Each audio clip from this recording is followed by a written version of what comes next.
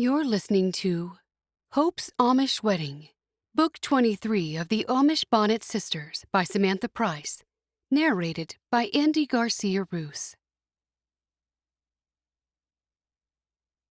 Chapter 1. Hope was pleased her wedding day was getting closer. Only weeks to go. She couldn't wait to get out of the house and stop being known as one of the Baker girls and become Mrs. Jenkins. Once she and Fairfax married, she'd be seen as a woman, someone who ran her own household and was an individual. She looked down at the cup she was washing. Being one of the Baker girls was just like being a cup in a matching set. That thought made her smile. Hope looked around the kitchen where everyone was talking over the top of each other as they cleaned. She was used to so many people being around all the time. What would her life be like once they were married? Her mind wandered to spending the day making Fairfax a delicious meal for the evening. When they were finished eating, it would be just the two of them. It would be so peaceful, so delightfully and deliciously quiet. The Baker apple orchard was never quiet and rarely peaceful. The last few weeks had been no exception. Krystal had finished her time staying with Levi and his blended family, and she'd moved to live with Gertie Lauber. Krystal had also found a job selling quilts for Gertie and a group of Gertie's quilting friends. Debbie had settled in with the baby and was looking so much happier. She got along so well with Mom and Ada that the three of them were now like best friends. Matthew had decided to stay on for the wedding and go home afterward. In the last 2 days, Hope had caught Ada and Mom whispering about something twice, and Hope wondered whether they were organizing Mercy, Honor, and their families to come to the wedding. They were going to surprise her with the news, and that was why they were being so secretive. What else could it be?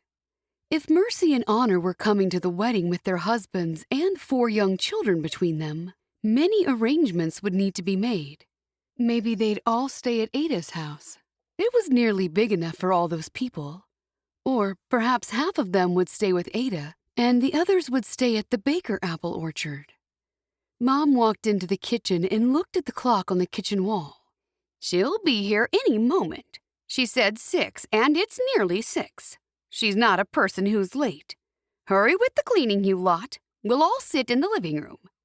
"Nearly done," Hope said as she washed the last salad bowl. "What's this about? Do you know?" Cherish asked as Hope passed her the bowl to dry. "It's about the farm manager. What else would Florence want to talk with us about?" Hope pulled out the plug in the sink. Bliss looked up from her job of sweeping the floor. "She said that's why she's coming." Florence had been talking about finding a manager for her 3 orchards for weeks. Her idea was to have the manager look after the Baker apple orchard as well as her 2 smaller orchards either side of it. Hope was confident that tonight Florence would announce that she'd given the job to Fairfax. What better news could she and Fairfax have right before their wedding? It would be a perfect start for their married life. Besides that, Fairfax would be perfect for the job. Hope had thought about it at length as soon as she heard Florence was going to appoint a manager. There was no one else who deserved the job, and Florence wouldn't employ an Englisher, would she? No one would be comfortable with someone they didn't know. Surely everyone would need to agree with such a big decision. When they heard a car, Cherish pushed Hope out of the way. "Is that a car?" Bliss asked. "It is, but it's not Carter's car, unless he's got a new one. No, it's an old car. A man is getting out." Hope took her turn at pushing Cherish out of the way so she could see too. "That's one of Dot's old friends. He helped Florence prepare the ground for her orchard." "I recognize him now. Is he the new farm manager?" Cherish asked. Hope put her hand to her forehead, suddenly feeling like she'd faint. Surely he wasn't the new manager. If that was so, that meant Fairfax had been overlooked. Mom called out, "Hurry, girls, come and sit down." Hope, Bliss, and Cherish left the kitchen and joined the others in the living room, while Levi opened the front door. Florence stepped into the house. "Levi, this is Eric Brosley. He's given me a lot of help in the orchard over the past few years. Chapter 2. After the meeting on Sunday, Hope and Fairfax had their usual Sunday afternoon together. Normally, they'd go for long walks or have a picnic down by the river. But today, Fairfax insisted she come to the cottage where he lived. It was the place they'd live after they married. He wanted them to write a list of things they'd need. Hope was excited to plan anything to do with their life together. She hoped she'd be able to raise the subject of repainting some of the furniture from blue to white. He was so excited to have everything blue for her, so she had to be careful not to hurt his feelings. Painting the furniture, she considered, was the easiest and quickest way to break up the sea of blue. As soon as they stepped through the door, she smelled a whiff of lemon, telling her he had cleaned the place in anticipation of her visit. Fairfax said, "Take a look around. I can change what you want. I can add a new closet if need be. I don't know how many dresses and things you have." "I'll take a look." Change anything? Did he really mean it? Here was her chance to make her suggestion. She took a gulp and had to take the risk, as otherwise she'd be drowning in blue for as long as she lived in the cottage. That might be years. "Take your time. I'll put on some coffee." "Danke." She wandered around the living room. Then she walked past the blue couch with its blue cushions. Okay, those could be recovered, and headed down the blue rug that covered the floorboards until she was in the bedroom. The quilt and the curtains matched. They were both mid-blue, and the walls were light blue. She took her mind off the different shades when she saw the small closet, tiny, in fact. Did he even need to ask? Of course she needed more space. On opening the door, she saw there was barely enough room for his clothes. Then she moved on to the comparably small bathroom. Thankfully, the tiled floors and walls were white, but he'd managed to find blue curtains and teamed them with a blue bath mat and a blue towel hung on the rail. It was all too much. Even though this wasn't the first time she'd seen the cottage like this, it was worse than she remembered. She walked out to the living room, and he met her with a smile and a mug of coffee. In a blue mug. The mug was the final straw. She took it from him. "I think we need to talk." "I knew it. It's the space in the bedroom. It's no problem to get another closet. It won't be built in like the other one, but that won't matter. It'll make the bedroom a bit smaller, but we can deal with it." She sighed. "It's not that. Well, that is one problem, but there's another problem." His eyebrows drew together. "What is it?" She moved to sit on the couch, took a sip of coffee, and then placed it on the blue coffee table. He sat next to her and placed his blue mug on the table beside hers. "What's upsetting you so much? You look worried." "It's the blue." He smiled and then searched her face. "What about the blue?" "There's a lot of it. Too much." Fairfax frowned, then picked up his mug and took a gulp of coffee before setting the mug back down on the table. "I thought you liked blue." It was time for the truth. "You went to so much trouble, and it was so sweet of you to do that for me, but—" "I know you love blue. You told me it was your favorite color, and I don't want to be one of those men who hears but doesn't listen. I want us to have a good relationship. It's a two-way street." She blew out a deep breath. This wasn't going to be easy. "I do like blue. Doesn't everyone? It's the color of the sky, and the color of bluebells and birds. Timmy is blue." She nodded. "That's true. And it's the color of blueberries and butterflies. The ocean is blue, and some people's eyes are blue." "Not mine," Hope said. His lips turned down at the corners. "I know your eyes aren't blue, Hope, but I just want to make you happy." "I am happy, but it just feels odd. I feel I'm at—" She looked around. "I don't know where I feel I'm at, but all this blue doesn't make me feel like a home should make me feel." He buried his face in his hands. "I'm such an idiot. I'm so sorry, Hope. I thought I was doing a good thing. I want to make you feel at home." She moved closer and put her arm around him. I know, and I do appreciate you going to all this trouble and effort. You don't mind me saying something, do you? He stared into her eyes. No, I'm glad you told me. It would be weird if you didn't. I want us to have an honest relationship and be able to tell each other anything. We should have no secrets between us. I agree. He looked around the room once more. How will I fix this? I think you could take off the blue that's on the furniture. That won't be so easy. The paint would have gotten into all the nooks and crannies. Could you paint the furniture white? She held her breath. I can do that. Anything else? He asked. I suppose changing the curtains would be too much money. He nodded. It will, especially since we're not even sure how long we'll be here. I'm secretly hoping the manager of this orchard will leave and Florence will give us the main house to live in. Florence told me he was most likely going to leave. I could dye them a darker color to cover the blue, but I really don't like dark curtains. Wait, did you say Florence is giving you the farm manager's job? Hope clapped her hands. A house that wasn't blue. That would be wonderbar. No, she didn't say she'd give me the job, but that's my secret wish. Don't say anything about the main house because I don't think that's part of the deal. Hope had forgotten the manager of that orchard might leave. That meant there were 2 possible promotions for Fairfax.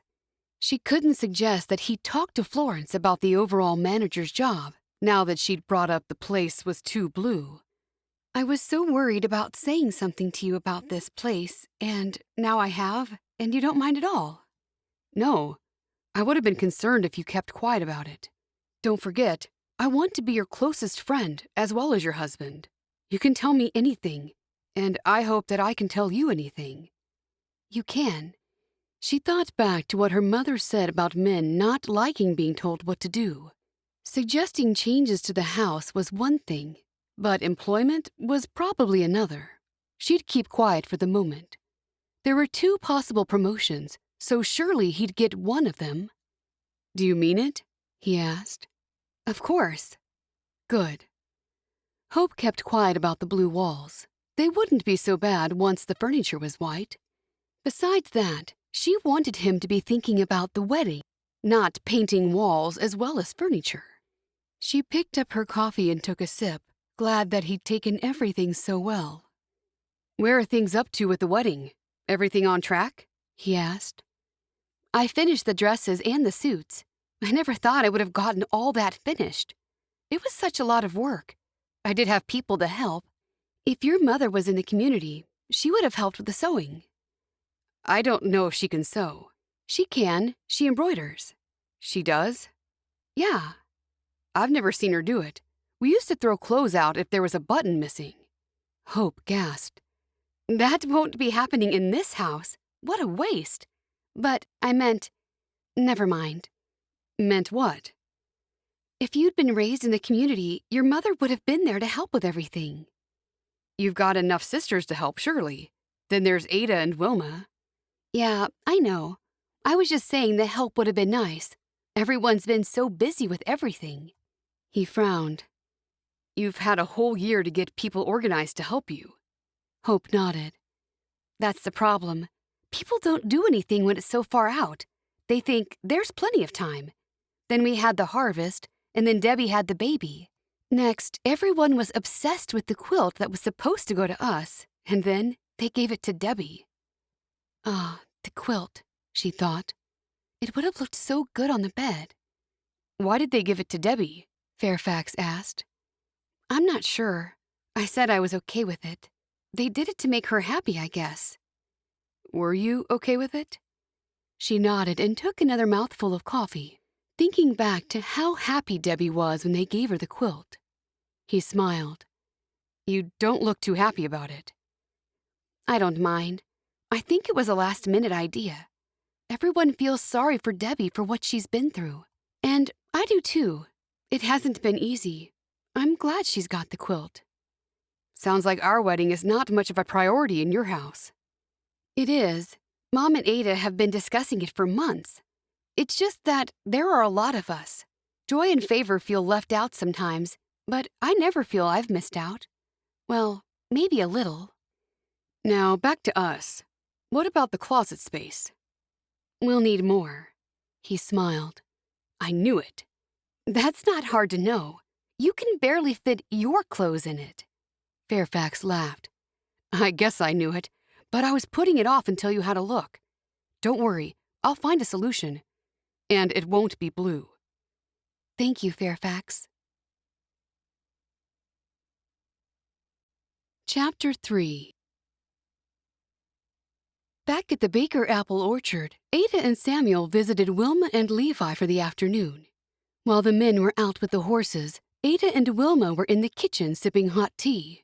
Debbie was exhausted and had taken the baby upstairs so they could both have a nap. Most of the girls had stayed on at the meeting for the singing. What do you think of the name Jared? Ada whispered to Wilma. It's a fine name, and it's in the Bible, so that makes it special. Jared was a descendant of Cain. Oh, that's not good, Wilma. Wilma set her teacup down. Why not? Ada leaned over to Wilma and whispered, Cain killed Abel. Wilma frowned at her. What does that matter? It would have mattered to Abel. Wilma raised her eyebrows. I didn't mean it like that. It's unfortunate that he killed his brother. I meant, what does it matter because they were brothers, so... I see what you mean. Wilma gave a nod. We're probably all descendants of them. Well, that's not exactly so. Abel had no children. It would have to be their brother, Seth, who'd be our other possible ancestor. I know that, but don't you think Jared is more the name for an older person?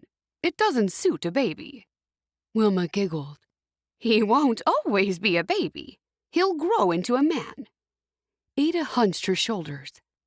I still think John was the name for that baby. She should have named him John in honor of his father. There was nothing honorable about John, though. Wilma wanted to get Ada to agree and tried to use some of Ada's tactics. Don't you agree, Ada? You know how we've heard such dreadful things about him. It only makes sense that Debbie doesn't want to be reminded of John. Don't you think so? Surely you agree. You and I agree about most things. Ada was just about to answer when they looked up and saw Bliss in the doorway. That's right, Mom. I don't blame her for not wanting to think about John any extra, Bliss said. Just seeing Jared will be a reminder every time. What are you doing here? I got Adam to drive me here. I just want a quiet afternoon. I don't agree that she should have called the baby John. Look what he did to Debbie with all that secret marriage stuff. Bliss sat down with them. Ada shook her head. But they would have sorted that out in time. He never got to live longer to say he was sorry. But I'm sure he's sorry now from wherever he is. He'll be looking down on his baby, sad that the child is not carrying on his name. Wait a moment. Did Debbie say she's not giving the baby John's last name? Bliss asked. Wilma nodded. That's right. She told us the baby will be Jared Bruner. With no middle name, Ada added. Bliss's fingertips went to her mouth. That is a bit of a shock. I think John's parents will be very upset about that. And that's why I thought the baby should at least have his father's first name. I also advised Debbie to give the child a middle name, but she refused. Wilma frowned at her best friend. Oh, Ada, she didn't refuse. She just didn't want to give Jared a middle name. Well, what if he doesn't like the name Jared and wants to use his middle name? He doesn't have one. Do you see what frustration this could cause the child? Don't forget Matthew's first name is Luke, but he now goes by his middle name. Not only that, but I also know a few other people who have done the very same thing for the exact same reason. Think of the middle name as a backup name. After all, we have no choice in the names we're given. Wilma said, It's nothing to worry about. We have plenty more things that can occupy our time rather than worrying about whether Jared will like his name in 15 or 20 years. He can always go to the courthouse and have it legally changed if it really matters to him. Ada smiled.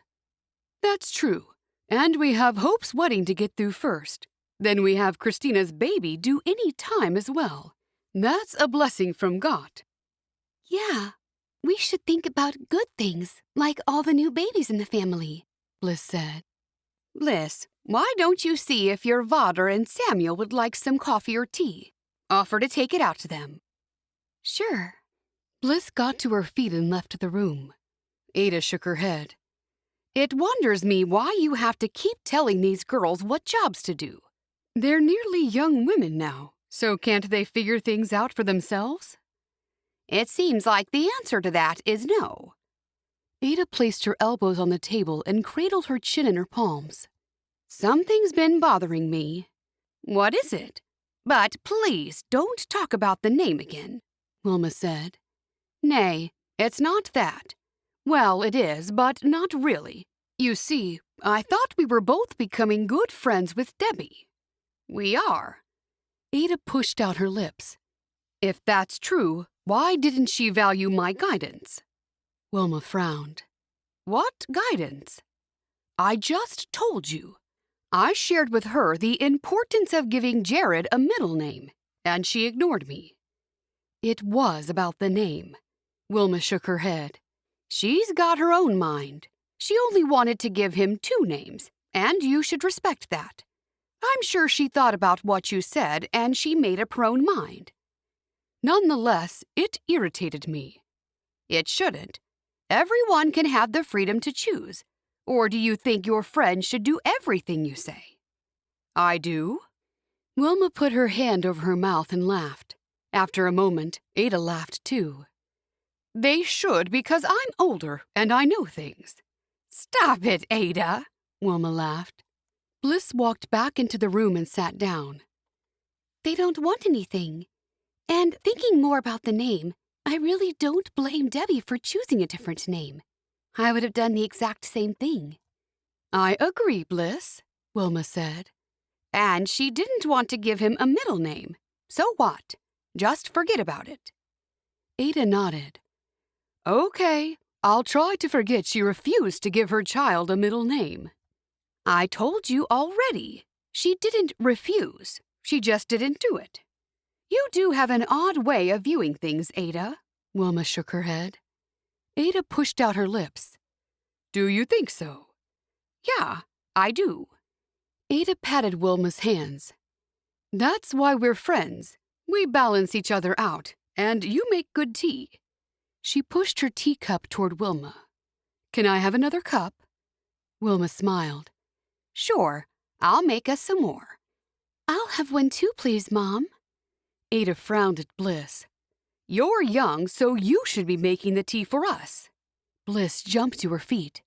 Sure, I was just about to suggest that. Mom and Ada exchanged a smile.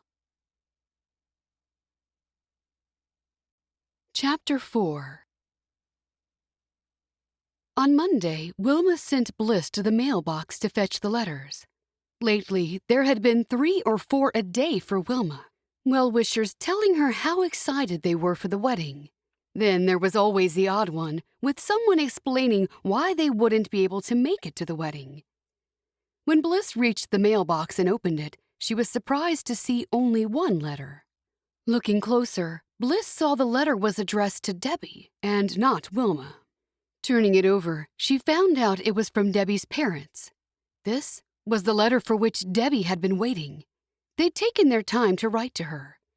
As Bliss ambled back to the house, staring at the letter, she hoped it was a peacemaking one. Then she had to wonder whether Debbie would make amends with her parents and eventually leave to go home with them. As much as Bliss wanted what was best for Debbie, it was awkward and uncomfortable having her here. Maybe it would be easier if Debbie went back home. Back at the house, Wilma was sitting in the kitchen with Debbie, who was experimenting with making rose and fennel tea. Wilma looked over at the concoction. I can't wait to try some. When I finish, you can tell me how it tastes. If it's good, this could be my way to contribute to the family's budget. Everyone loves a good cup of herbal tea. I thought I could sell packets of it in the shop. That's a wonderbar idea, Debbie.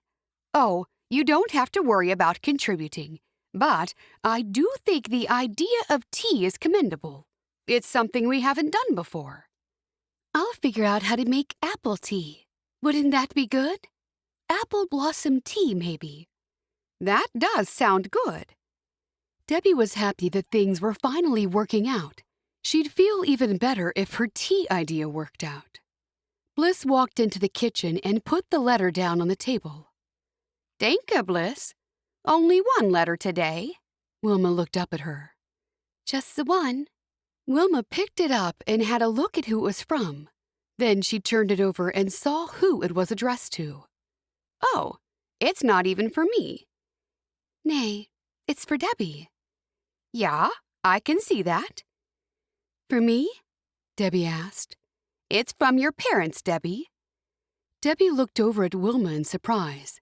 Not wanting to open it in front of Bliss, she stood and took the letter from Wilma. I might open it in my room. Yeah, that's best, Wilma said. Debbie walked up the stairs with pangs of anxiety stabbing at her tummy. She pushed open her bedroom door and sat down on the bed. After she took a deep breath, she ripped open the envelope and pulled out the letter. It only consisted of one page. She hoped it would be an apology, and, if they were proper grandparents, they would ask if they could see the baby. She unfolded the piece of paper to see her mother's handwriting. Dear Debbie, we heard you had the baby and that you're keeping it. We are happy that you're staying with your uncle if you're content to stay there. After being notified of Hope Baker's wedding, we decided that we will come and see you and the baby. Could you find us a place to stay? A day before the wedding and the day after. That's 2 days and 2 nights. That was all the letter said. It was signed by both her mother and her father. There was nothing about her baby except to say that they heard she was keeping it. That sounded so impersonal. It? They didn't even acknowledge that her baby was a boy. Also, why were they happy she was staying with Uncle Levi? It was obvious they didn't want her back home with them. She didn't know if she was ready to see them. Debbie read the letter again. The way they worded things, it almost sounded like someone had invited them to Hope's wedding. But who would have done that? She was so upset she had to talk to Wilma. She got off the bed and walked over and looked in the crib. Jared was sleeping soundly. It was upsetting that such a perfect and lovely child had grandparents who didn't care for him. She'd have to give him even more love and fill his life with genuine people who loved him to make up for her parents. She leaned down and kissed his forehead lightly, careful not to wake him. Then she moved the knitted blanket higher over his shoulders before she turned away. With the letter clutched in her hand, she walked downstairs to discuss it with Wilma, hoping Bliss wouldn't be there. Wilma was at the kitchen counter, rolling pastry. She looked up when Debbie walked into the room. On seeing her face, Wilma said, The letter wasn't a nice one. See for yourself. Debbie placed the letter on the table and sat down. Wilma wiped her hands on a towel and sat down with her. What did they say? Read it and see what you think of it. Debbie pushed the letter over toward Wilma, and she took it up and read it. Then Wilma put the letter back down and looked at Debbie. How do you feel about them coming here? I don't know if I'm ready to see them. Wilma stood there and exhaled a deep breath. That'll be hard. The wedding will be here, and you can't not see them. And it's only to be expected that they'll want to see Jared. Debbie shrugged her shoulders. I guess they will, but they don't say that in the letter. The reason they're coming here is to see you and the baby.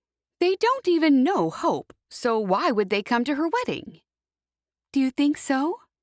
It's obvious. They want to right their wrongs. It's not always easy being a parent. We do make mistakes. Also, they don't want to say they're sorry in a letter. They want to do it face to face. That's the reason for the letter being brief. There's no point starting a conversation by letter. Debbie scratched her forehead. I know. I just feel so let down by them. They want me to find them somewhere to stay. Yoo-hoo! A voice from the other room sounded. Wilma's face lit up. It's Ada. Debbie folded her letter and put it back in the envelope just as Ada walked into the kitchen. Good Maria, everyone. And what a beautiful morning it is. Wilma wrapped her arms around herself. It's cold, Ada. What's good about it? To some it's cold, but to me it's fresh. Anyway, it's the day that the Lord has made. That's what's good about it. Ada walked over and looked at the pastry. Oh, good. Pies. Then she headed to the window and pushed it open. There, let's get some of this freshness into the house. Nay, it's freezing. Wilma jumped up and closed the window and then stood by the stove to warm herself. The fire has only just heated the place. Don't go letting the cold in. Suit yourself. Ada pulled out a chair and sat down and took off the fabric bag that was slung over her shoulder. Morning, Debbie. Why are you looking so sad? Debbie looked down at the envelope and didn't say anything. Ada looked over at Wilma. What's going on? Debbie has received a letter from her parents. At long last, Debbie said, her voice sounding as flat as she felt. Wilma continued. They're coming to Hope's wedding. Oh. Ada sank a little lower in her chair and looked back at Debbie. Did they say anything else? They want me to find them somewhere to stay for the wedding. They're probably hinting to stay here. Nay, I won't have them here, Wilma said. I think Levi would agree with that. We just had Krystal, and we're not going to be pressured into anyone else staying here, even if it is Levi's brother. Unless you want them to stay here, Debbie. Do you? Debbie shook her head. That would be too awkward, unless I were to stay elsewhere for those 2 days and nights. I could have them stay at my place. Then at the wedding, you can signal me when you've had enough of them, and Samuel and I can take them home. Now there's an idea, Wilma said. Would you do that, Ada? Debbie asked. For you, anything. Debbie smiled. That makes me feel better. But will you have enough room? I heard Matthew's staying on for the wedding. We have many bedrooms. Not as many as Wilma, but enough. Of course, your parents will be at this house for the wedding. We can't avoid that, Wilma said. I know. Thank you, Ada. I suppose I'll have to write back to them and tell them I found somewhere for them to stay. I could write to them for you, Ada offered. Thank you, but I should do it. I kind of do want them to see their grandchild. But do they deserve it after them not backing me up? They sent me here for you to deal with, Aunt Wilma. They were too worried about upsetting John's parents and didn't care how it made me feel. They also didn't care what happened to my baby. For that, part of me feels they don't deserve to see him. A tear trickled down Debbie's cheek. Ada reached out and grabbed Debbie's hand. We can forgive, but that doesn't mean we forget so easily. Everyone has shortcomings for whatever reason. God forgives them, and so should we. It's hard. No one said anything worthwhile was ever easy. Debbie looked down at the envelope in her hand. Things between my parents and me will never be the same. No, they won't, said Wilma. I know exactly what you mean. I've been let down by people too. Just be polite, talk to them when you have to, and then try not to think about them. Ada gave a nod. Well said, Wilma. Danke. Debbie breathed out heavily. I can do that. Good. Just do your best. They might be sorry for what they did, and they might be coming here to ask your forgiveness. I doubt it. Don't get Debbie's hopes up, Wilma. I wasn't trying to do that. I said they might be sorry. You don't know how they're feeling. I don't think they're feeling anything, Aunt Wilma. That's what makes seeing them so hard. I was even frightened of being a parent because of the kind of parents I have. If it wasn't for my grandmother, I wouldn't have known much kindness or love. She's gone now. She died when I was 10. Sorry to hear it. You'll be the best parent, Debbie. You already are. No need to worry yourself about that.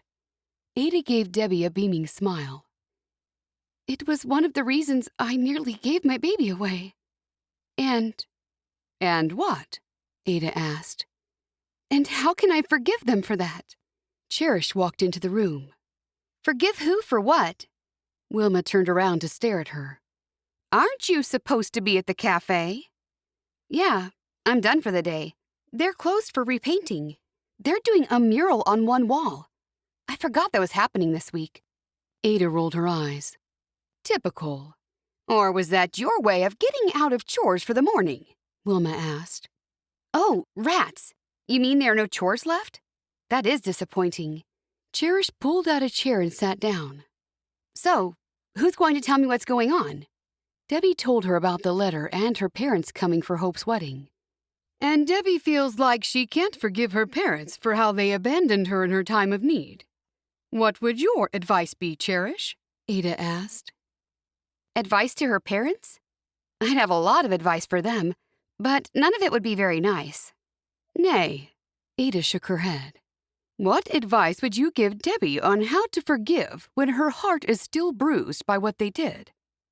Oh, I'd say just do your best to feel forgiveness. Is that it? Ada asked.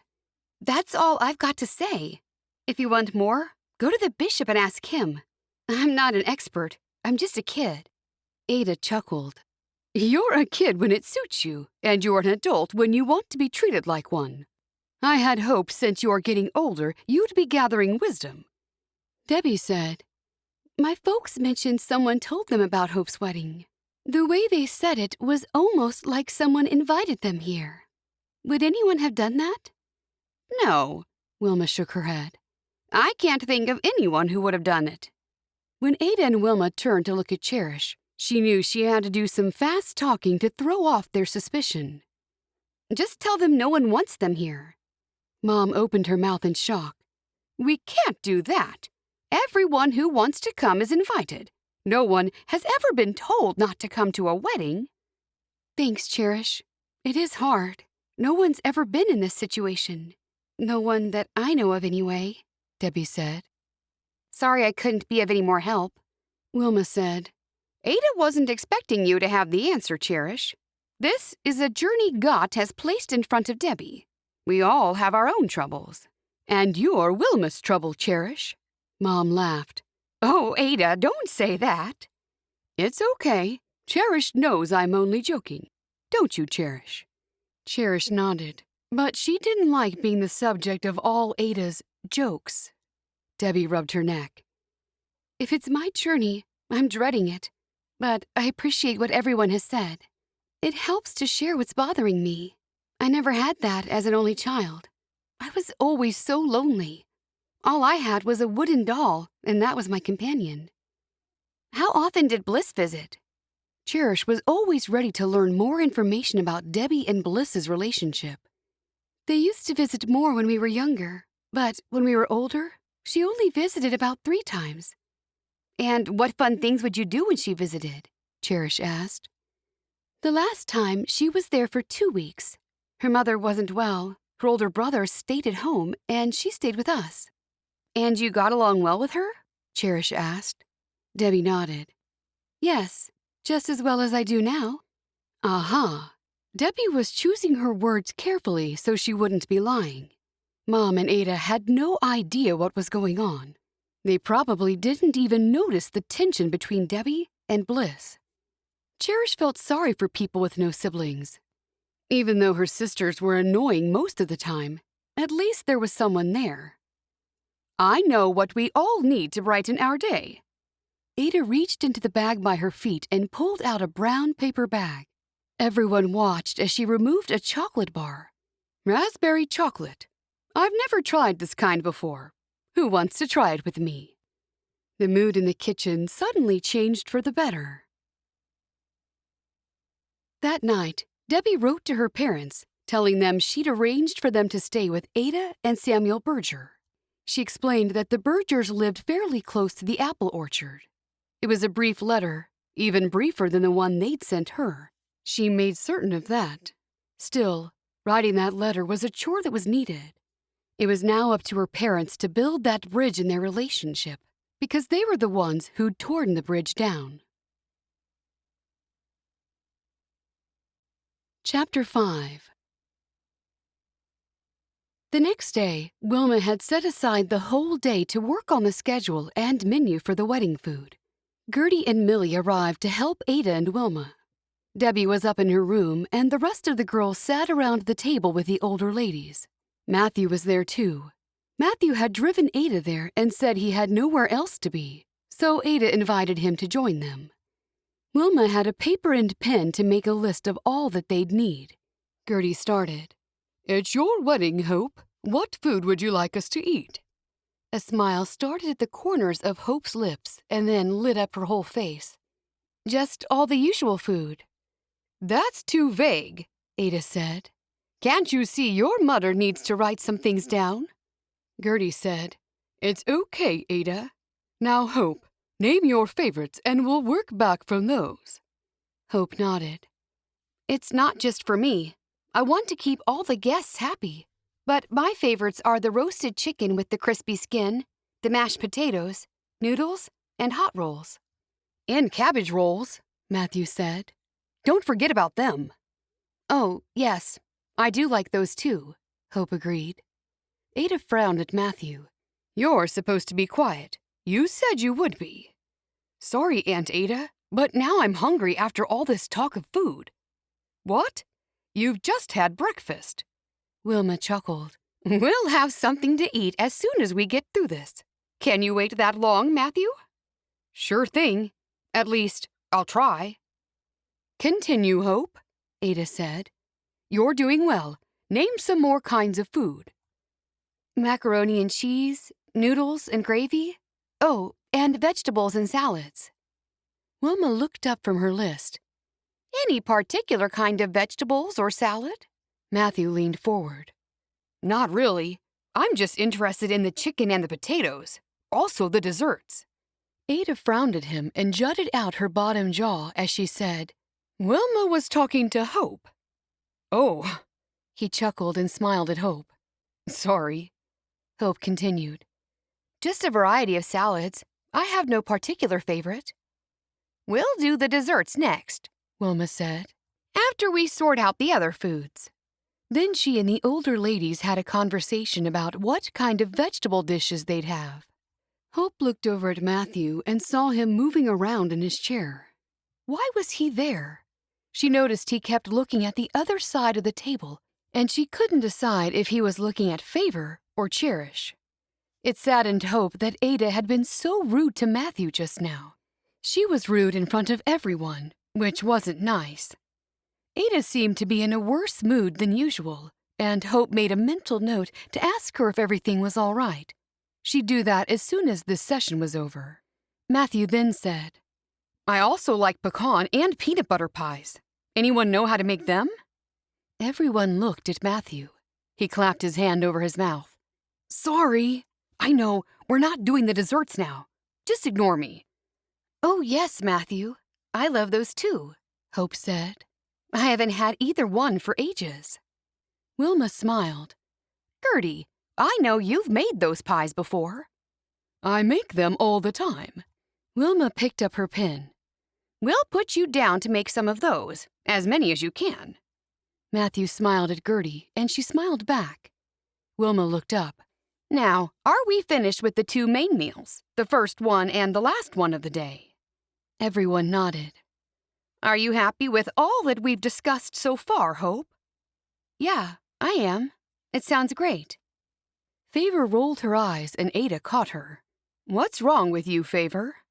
"Nothing. Everything's great." "Oh, I hate that I said great just now. Why do people say great all the time? When I was younger, I thought great meant big. Now people say everything's great and they don't mean large. It's just annoying." Wilma dropped her pen and folded her arms as she glared at Favor. "How great do you think it'll be if I send you to your room all day?" Favor's mouth dropped open. "I'll be good. Please don't do that." Wilma sighed. "I'll give you extra chores instead. You can start by boiling the water for our teas and coffees." "Yes, Mom." Favor pushed out her chair and stood up. Wilma wasn't done just yet. "And you can apologize to our guests for being so rude." "I'm sorry, guests, for being so rude, and I really mean it. She moved away and picked up the tea kettle. Not so fast. You can come back and name each of our guests when you make your apology. Favor walked back over. I'm dreadfully sorry, Gertie, Millie, and Matthew. That's quite all right, Gertie said with a sweet smile. Matthew just smiled and nodded, and Millie didn't say or do anything at all. Then Favor went to boil the water. Ada raised her voice so Favor could hear over the water filling the tea kettle. You know I always have hot tea. Make mine hot, please. It's great when it's hot. Ada sniggered, and Wilma tried not to smile. Let's forget that interruption and move on to the desserts, shall we? Wilma suggested. That would be great, Ada said. Wilma frowned at Ada's remark and then turned to Hope. What desserts would you like? Hope looked up to the ceiling, clasping her hands over her chest. I'd like so many cakes, all variety of cakes. That's a bit vague, Gertie said. Millie said, Name some of them so we'll know. Chocolate cakes, light fluffy sponge cakes. Oh, and some of those fairy cakes. She means cupcakes, Cherish said. Oh, yes. I always call them fairy cakes. I'm not sure why. I do like making cupcakes, Millie said. I can do many batches of those. My daughter will make the frosting. She makes all different colors, and she'll swirl the frosting on high and decorate them, too. Excellent. Make a note of that, Wilma. What else, Hope? Ada asked. Just all kinds of cakes and pies, too. We should get most of the cakes from the store, Wilma, just like we did for Joy's wedding. Yes, we'll put in a large order for cakes, and we should be able to do the rest of it by ourselves. I can't wait. Matthew rubbed his stomach. Everyone looked over at him. He cringed. Sorry, I'll be quiet. Chapter 6. After an hour of discussing food had passed, Cherish was totally bored. All of them didn't need to be there. Are we done yet? Wilma looked down her nose at Cherish. Why? Have you got somewhere better to be? No, I don't. Cherish just wanted to eat a piece of the chocolate cake and some of the small sandwiches Gertie had brought with her. Wilma laughed. If you're so anxious to leave, you and Matthew can go and muck out the stables. It'll be a nice surprise for Levi if it's done before he returns. But, Mom, Matthew is hungry. Cherish was hungry too, but she'd get further by pointing out someone else was hungry. We'll leave some for the both of you. Now, off you go. Ada made shooing motions with her hands. Wilma said, Or you could both sit here until the end. Cherish nodded, hoping they wouldn't be too much longer. Okay, we'll do that. We'll stay. Agreed, said Matthew. And then we'll muck out the stable. Stables, Ada said, emphasizing the S on the end. That's what I meant. Bliss got up and helped Favor with another round of teas and coffees. And then they cut up Gertie's cake and served up the cake along with the sandwiches and a plate of Ada's chocolate chip cookies. Once everyone was eating, Debbie arrived, carrying baby Jared. She sat down at the end of the table, and Favor got her something to eat and drink. After the two older ladies fussed over the baby, Favor said, Hey, Debbie, I just thought of something. What's that? Debbie asked. You're very friendly with Peter White, and your father's name is Peter, too. Favor giggled. It's a good, strong name, Ada said. There's nothing wrong with that. Yeah, but it's strange. It would be like Bliss dating someone called Levi. Gertie and Millie looked at Debbie, and then Millie asked, Are you dating Peter White, Debbie? Debbie looked down. No.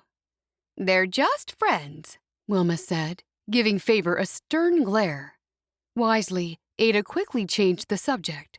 How's Krystal working out for you, Gertie? Gertie reached for a cookie. That girl has been sent straight from God. She's been such a gift for me. Soon she'll be selling the quilts faster than us ladies can make them.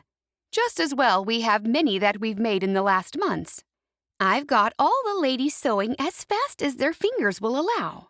I told them they must hurry to keep up with the demand that I can see will be growing. It's all due to Krystal. That's nice. And isn't she living with you as well? Ada asked. Gertie nodded. That's right. There's always a certain amount of tension when two people who don't know each other live together. Cherish couldn't help smiling. She knew it wouldn't be all good. Nothing was ever all good. Bad things came with the good. Then Gertie added, But with Krystal, she's not a bother at all. She works so well in the house and at the store. Cherish's mouth fell open. Then it got a lot worse. Gertie continued singing Krystal's praises. She's like the doctor I never had, even though she's the age to be my granddaughter. Gertie chuckled. Is that so? Slowly, Ada nodded. Why do you seem surprised, Ada? I thought you knew her well. Yes. She stayed here for months, and as you know, I'm over here every other day. Cherish frowned. Ada was there every single day, not every second day. Ada took a sip of tea. I didn't know the two of you would get along so well, Gertie. I'm glad it's all worked out. It has, and she's even put the quilts on a website for sale. It's my own website, she tells me. I never thought I'd see the day. I'd heard about computers, but I never thought my quilts would be on a computer, and not on something that was my website. Krystal did all that. That's wonderbar. It sounds like she's been working really hard for you. And we now have more people coming into the store from the tourist buses. Yeah, the girls told me that too. More people equals more sales. Gertie winked at Ada. Wilma said, She always was a hard worker when she was here. Gertie took a sip of hot tea and then set the cup down. I do feel sorry for her working at the dairy farm for so many months. Girls aren't made to do that sort of heavy work. Some people don't have a choice, Ada said. I was surprised the bishop allowed her to leave. Oh, Ada, you can't question the bishop. Millie shook her head. Cherish was surprised. She'd never heard anyone say anything like that to Ada. I wasn't. Not exactly, Ada said. Millie set her beady eyes on Ada. That's what it sounded like to me. Wilma picked up the plate of cookies and waved them under Millie's nose. Another cookie? Yeah, I wouldn't mind another. Just one, though. Then you'll have to take them away from me, or I'll have to start making larger dresses. Millie laughed before she bit into the cookie. After everyone had finished their hot drinks, Wilma asked Cherish to wash the dishes. Cherish slowly washed each plate so Wilma might forget she'd asked her to clean the stables. Matthew was happily eating and keeping quiet. You do know about Krystal's past? Wilma asked, raising the subject of Krystal once more. Well, I'm off to the stables. It was nice chatting with you ladies. Thanks for the food and the drinks. They were enjoyable. Then he looked over at Cherish. I'll make a start and I'll see you down there soon. Yes, okay. Now Cherish wouldn't get out of it because silly Matthew has just reminded Mom. Gertie said, You asked me if I know about Krystal's past. Yes, I did. Do you? Wilma blinked rapidly. Chapter 7. Favor bolted to her feet. Why all this talk about Krystal? Can't everyone just let her be? That's it. Mom glared at Favor. Go to your room. I'm just stating my opinion. Or isn't that allowed anymore? Favor placed her hands on her hips, looking fiercely defiant. You're being rude, Mom told her. Ada leaned toward Favor. State your opinion in your room. Favor wasted no time walking out of the kitchen. I'm sorry about that, Gertie and Millie. I don't know what gets into her sometimes. Millie's mouth quivered. I am a little shocked, Wilma. All your girls have always been so polite. Most of the time, Wilma mumbled. Gertie cleared her throat. To answer your question, Ada, Krystal told me everything, and I did know her as Caroline, don't forget. Everyone in the community knew she was pretending to be Caroline. Everyone knows what she did. Yeah, I did forget that. What's in the past is in the past, Ada said. Cherish frowned at Ada's remark. Ada hadn't put her hand up to have Krystal stay with her. As I said, everyone knows about it. Then she told me more details. I admire Krystal for telling the truth and seeing the error of her ways. There's not one person alive who hasn't made a mistake or told a big lie. I'm not going to judge her. I don't think anyone's doing that. She's having a fresh start, Millie said. Debbie sipped her hot tea. Everyone needs a fresh start sometimes. Gertie grinned. And I don't know how I'd do without her. Is she staying with you permanently, Gertie? Wilma asked. I don't imagine so. She'll find a man and settle down one day. But she can stay with me until that day arrives. I do have some ideas on who she'd be best suited to. Wilma laughed. Oh, really? Anyone we know? Yeah. I haven't said anything about it yet, and I wasn't going to say anything. But now you've gone ahead and asked me, so I'll tell you, Gertie chortled. Ada leaned forward. Who? One of them is your nephew, Ada, Millie said. Gertie told me. Matthew? Gertie smiled. That's the one. The one who was just here? Ada asked again. Gertie nodded. Yeah. Cherish couldn't believe her ears. For a start, Matthew was younger than Krystal, and for another thing, neither of them had shown any interest in the other. Cherish released the plug and watched the water swirl around and then disappear. Ada frowned. I don't think they're suited. Krystal is far too mature and worldly in her ways. Matthew is just a boy. Even though they might be the same age, she's older in the head. That's the way I see it. I agree. Krystal would suit someone older, a man with a bit more experience of the English world. Someone who's been on Rumspringa at least. Has Matthew been on his Rumspringa yet, Ada? Nay, I don't think he's interested. Gertie wiped the sides of her mouth after eating a piece of cake. Then she licked leftover frosting off her fingers. I heard you had set your eyes on one of Wilma's girls to match him with. Is that why you don't want him and Krystal to get married? You'd rather him marry one of the Baker girls. That was never going to happen. Cherish rolled her eyes as she picked up a dish towel to dry the dishes. She noticed Mom was staying out of the conversation much more than usual. No, he's young, and for all the other reasons I just said, I don't see the two of them together. Who's your second choice for her? Timothy Hirschberger. Gertie didn't even take a moment to think about it. Cherish froze on hearing that name. Timothy was a secret crush of Favor's, although she hadn't talked about him in the last couple of years. That got Cherish wondering whether Favor still liked him.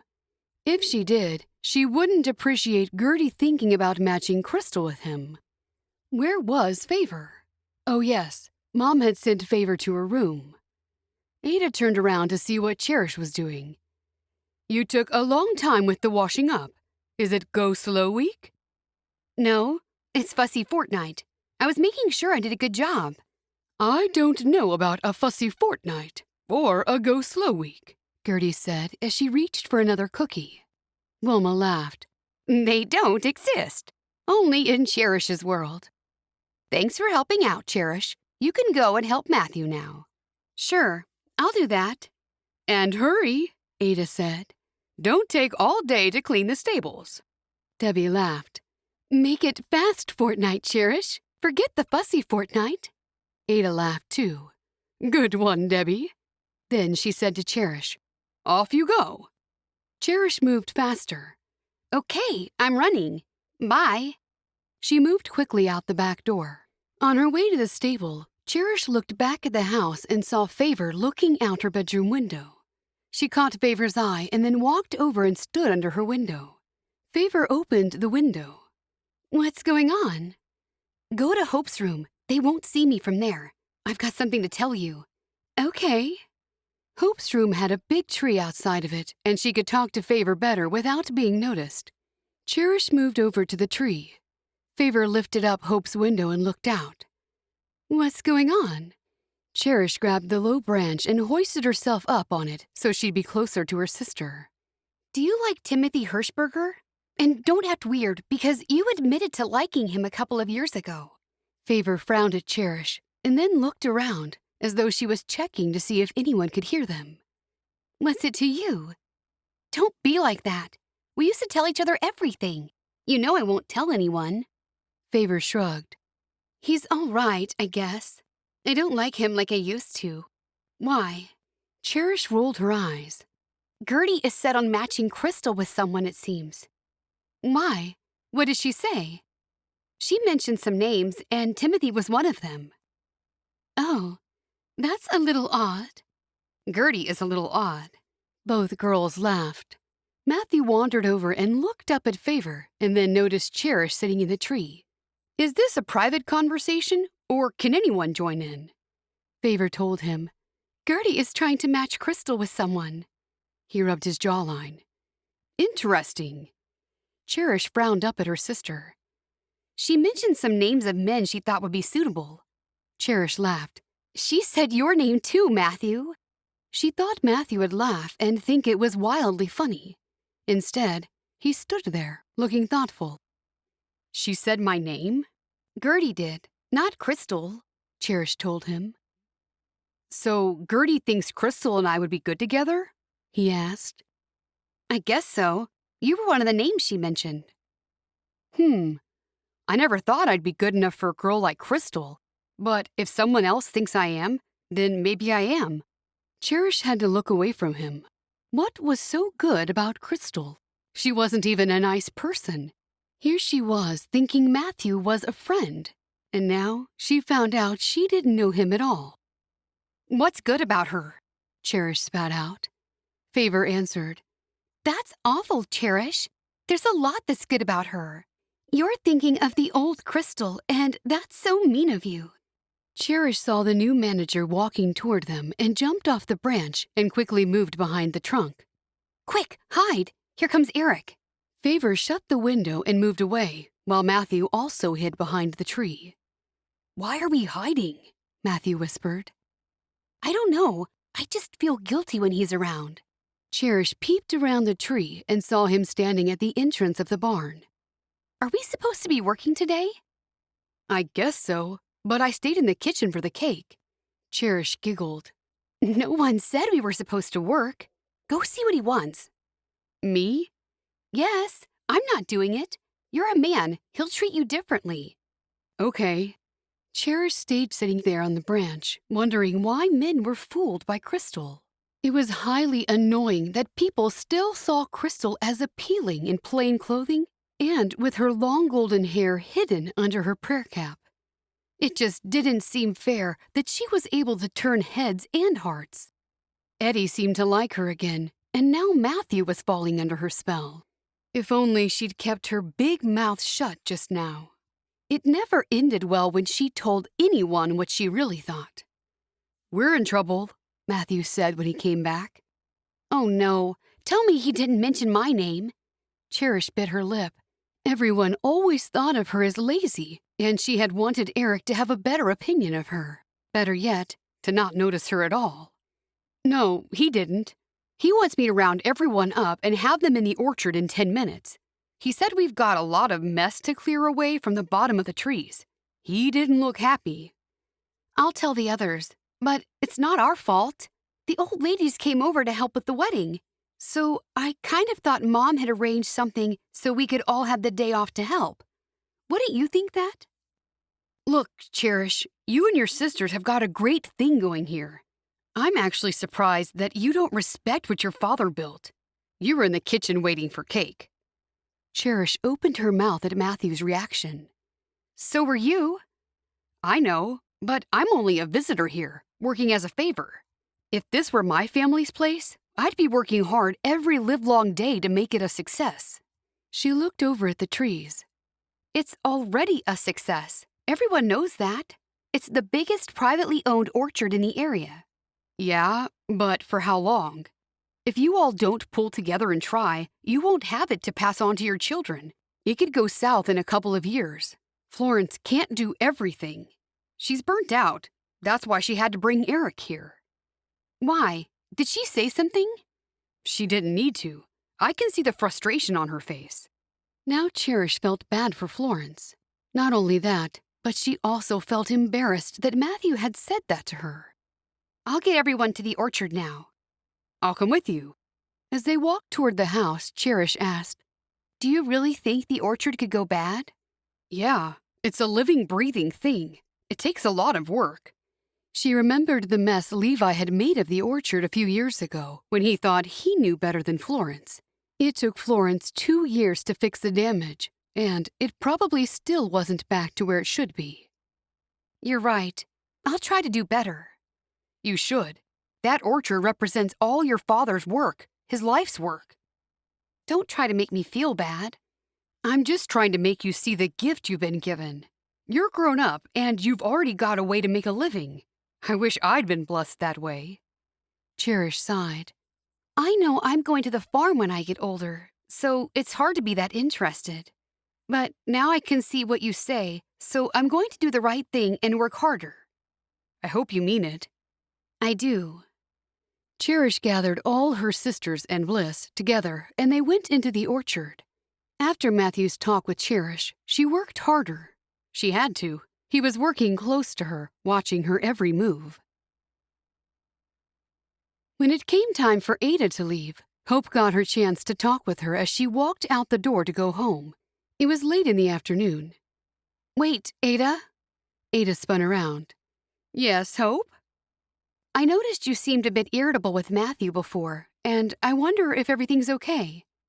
No, it's not okay. He shouldn't have been there. He had nothing to contribute. He wasn't there to help. He was only there because he had nowhere else to be. So he should have kept quiet. That's what I thought he'd do. Ada huffed out a breath, looking most put out. Now I'm ready to go home, and he's off socializing with your sisters in the orchard. I'll find him and tell him you're ready to go home. Danke, Hope. So, you're not upset about something else? Nay, like what? I don't know. That's why I'm asking. Ada shifted her weight from one foot to the other. Don't worry about me. Just concentrate on your wedding. It will be a wonderbar day, and everyone wants to make it a success. And if that happens, you'll have a good memory. Danke, Ada. If Ada had a problem, she wasn't saying. Ada continued to stare at her. Is that all you're worried about? Hope nodded. Ada leaned forward and gave her a hug. You're a lovely young woman to be worried about me. Hope was a little taken aback. She had never before gotten a hug from Ada, and this one lasted more than a second. After the hug, she hurried into the orchard to find Matthew. Chapter 8. The next day, Matthew was back at the Baker apple orchard. He'd come with Samuel and Ada. Samuel and Levi decided they'd go off to do something together, leaving Matthew inside with the women again. Where are Samuel and Levi? Wilma asked Matthew. They left. They said they were helping Jack with the fence problem. I offered to help, and they said they wouldn't be long. So I guess you're stuck with me again. Wilma smiled. I'm sorry about that. You're stuck with us and a house full of women. Eric Brosley has allowed everyone an easy day today if they all do 3 hours of hard work this morning. The girls asked me if they could go into town. And we've done our work, so we're ready to go. Favor looked at both Ada and Wilma. I just came up to tell you you're supposed to be in the shop now. Ada told Matthew. Wilma and I will take over the shop for the day. Perhaps you'd like to go with them on their trip to town. You're welcome to come with us, Matthew, if you want, Hope said. Okay, as long as no one minds. Sure, come with us, Cherish said. Favor jumped up and down with excitement. We're visiting Krystal's new shop. She's working in Mrs. Lauber's store selling quilts. It's not her shop, Cherish was quick to point out. It's Mrs. Lauber's store. Suits me. I don't mind looking at quilts, he chuckled. Mom suggested to Matthew, "You can make yourself useful and help Cherish hitch the buggy." "Why do I have to hitch the buggy?" Cherish whined. "Why is it always me who has to do it all? I'm the youngest. Shouldn't it be the oldest who gets all the jobs?" Hope butted in. "Mom is just trying to spread the workload around. I made breakfast and Bliss washed up. Favor dusted in the living room before she worked in the orchard. Debbie is tending to the baby. And what have you done today, Cherish? Matthew jumped to his feet. "I don't mind doing it myself. It won't take long." Cherish shook her head. "It's okay. I'll help." Cherish and Matthew walked out of the house. "It's not fair," Cherish told him. "Do you see how they pick on me?" "I don't think they do it deliberately. They're just trying to even things up, like Hope just said." "Things will never be even. What has Mom done this morning? Nothing. And Favor's not really cleaning. How hard is it to walk around dragging a duster over everything? It's not hard. Sometimes I can't wait to get away from the unfairness of this place.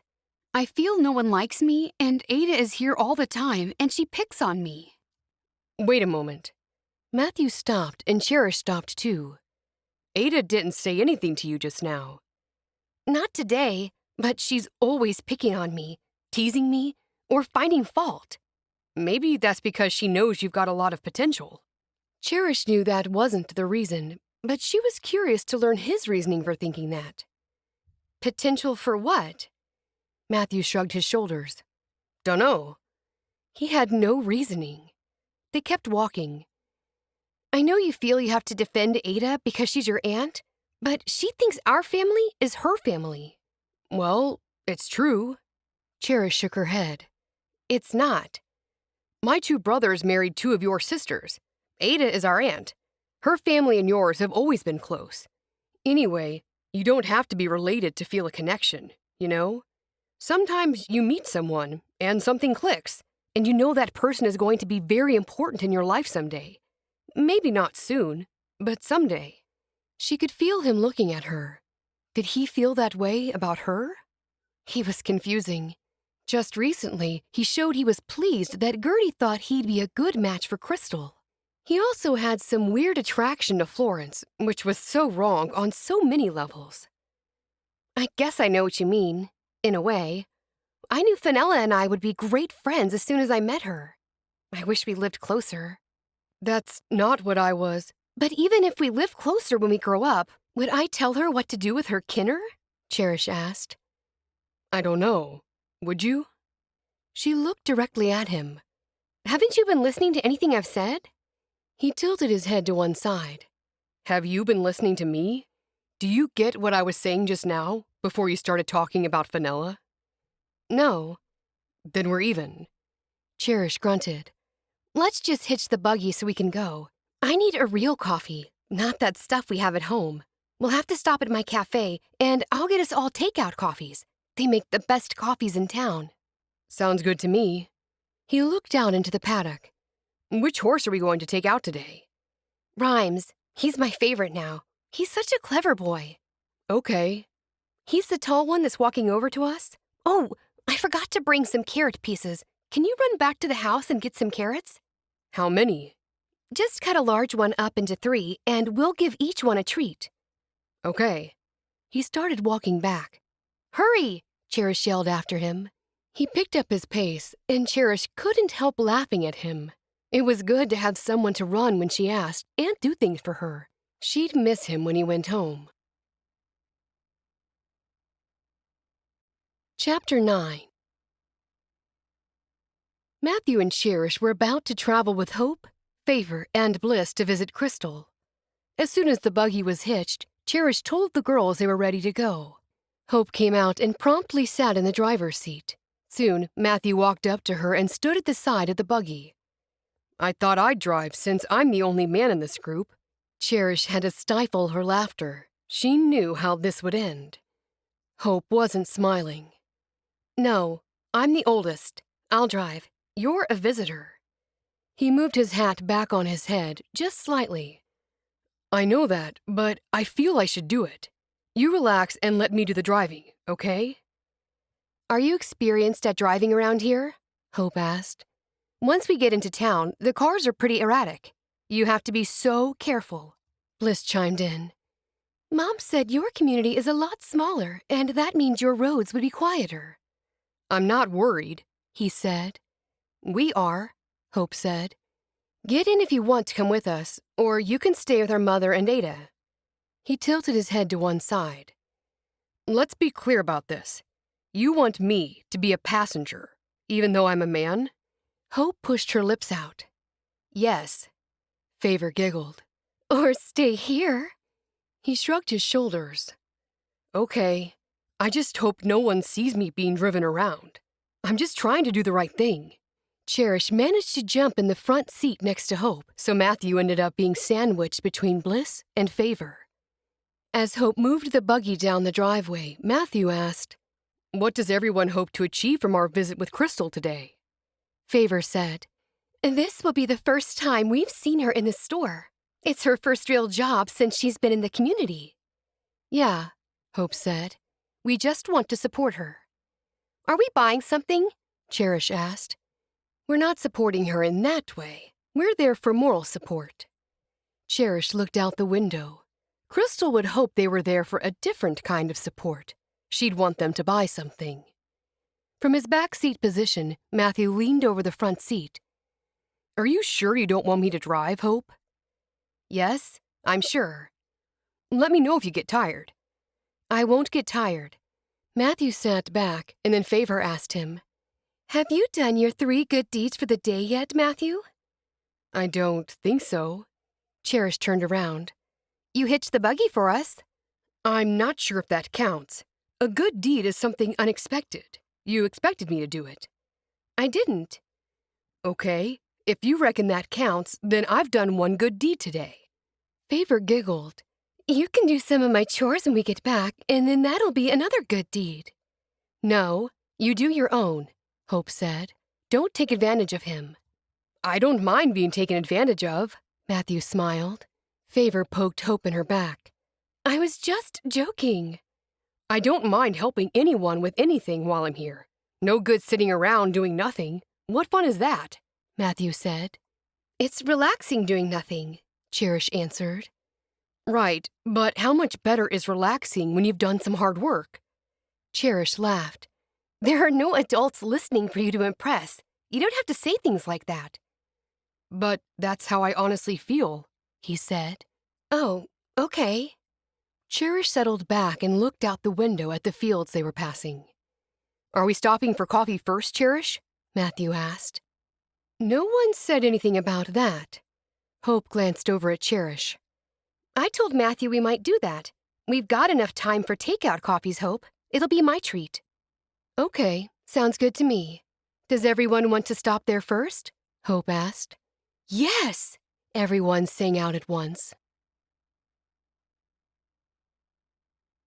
Chapter 10. Meanwhile, back at the house, Debbie was getting ready to go on an outing with Peter White.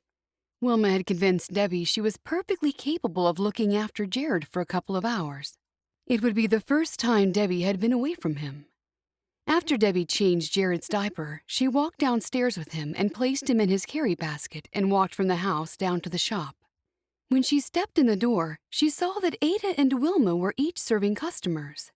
When the shoppers had left, Debbie said, Are you sure you can watch him here? He'll be fine, Wilma insisted. He's sleeping now. He's been fed and diapered. Don't worry, Ada told her. Your aunt has looked after her own babies, and none of them suffered any harm. Debbie smiled. I know he'll be safe. It'll feel so weird being away from him. I'm not sure I should go. Debbie looked down at the baby. It would feel odd to be away from him, even for a short time. Wilma and Ada gave each other a look. Debbie knew them so well that she could read their faces. They saw Peter as a potential husband, and they thought Debbie shouldn't do anything that might push him away. In a way, they were right. She was very fond of Peter, and one day that fondness could grow into love. But was the timing all wrong? She took advantage of the years of experience the two older ladies had. What do you both think about timing? Do you think timing is a factor in a relationship? Ada's face took on a pained expression, while Aunt Wilma just continued to stare at her. What has timing got to do with anything? Ada asked. Debbie gulped. She had hoped they'd understand what she was getting at. Put it this way, Peter might have been the right man for me if I'd met him before I married John. I wouldn't be so hesitant like I am now. All I want to do now is spend time with my baby. It seems the wrong time for Peter, or any man. Whatever you do, Debbie, don't say that to him. Wilma shook her head. No, I won't. I was just saying my thoughts aloud to see what I thought about them, and what you both thought. When it's right, and you'll know, Ada said. Didn't you tell me you were taking things with him slow? Wilma asked. Yes. So keep doing that, and I don't see a problem. Ada added, as long as he's happy with that. Okay. Wilma was quick to say, whatever you do, don't make a hasty decision, if that decision is to cut him out of your life. Good men like him don't come along every day. I'm not saying you don't have choices. You're young and you've got time, but... I think I know what you mean. I do enjoy his company, and I don't want him to move away.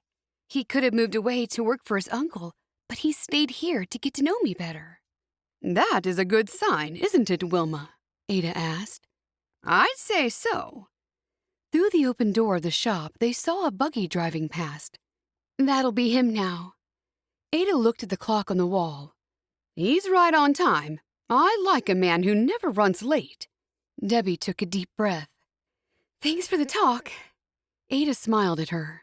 Hey, stop looking so serious. You're young. Have some fun. Enjoy your life. There will be plenty of time for loads of worries in a few years. Debbie smiled and walked over to Ada and gave her a hug. Then she leaned over and hugged Wilma, who was sitting behind the counter in front of the cash box. Wilma patted Debbie's back as they hugged. You'd better hurry. You shouldn't keep him waiting. I'm going. Debbie walked out of the shop. Peter was waiting for her outside the house. She called to him, and he looked up and smiled. Seeing his kind face washed all her worries away. Then she remembered Aunt Wilma and Ada said she should enjoy herself. She'd gotten so serious after she married John. It made the light-hearted moments she'd had with Wilma, Ada, and the girls all the more precious. How have you been, Debbie? He asked. I've been really good. And you? Fine. I've just left Jared with Wilma and Ada in the shop. They stood facing each other. Ah, good. You could have brought him, though. It pleased her that he suggested that. He's asleep. They like to watch him. That's nice. Where should we go today? I don't have anywhere particular in mind. He gave a peculiar smile. What is it? She asked. My mother made us a picnic basket. She said she's put in some fried chicken, cold cuts, and 2 different salads. How lovely. That was so nice of her. Looks like we're having a picnic. I was hoping you wouldn't mind, and I know just the place. Perfect. Shall I go back to the house and get some apple juice? We've got plenty. No need. My mother would have packed something to drink, too. She never does anything by halves. Are you ready? Yes. Let's go. Once they were in the buggy and they were moving away from the house, Debbie was glad she was there with him. Being so close to him, she noticed he smelled good. She tried to figure out what the scent was. It was like lavender mixed with vanilla. He glanced over at her. What's new with you? She hoped he wouldn't be bored by baby talk, but that was all her days consisted of. Jared is sleeping a little better. I got 5 hours sleep in one go. That is an improvement. I know. I feel almost back to normal. I'm not the kind of person who can go without sleep. He chuckled. Me either. The girls have gone into town to visit Krystal. She's started work in a quilt shop. So she's not living with you anymore? No, she's living with Mrs. Lauber and working in her store. And in other news, Earl and Miriam are having twins. That is good news. They don't waste time, do they? No, I guess they don't. They're delighted. I'm really happy for them. I often wonder how different my life would be if I'd stayed in the community. There were 2 paths set before me, and I took one path.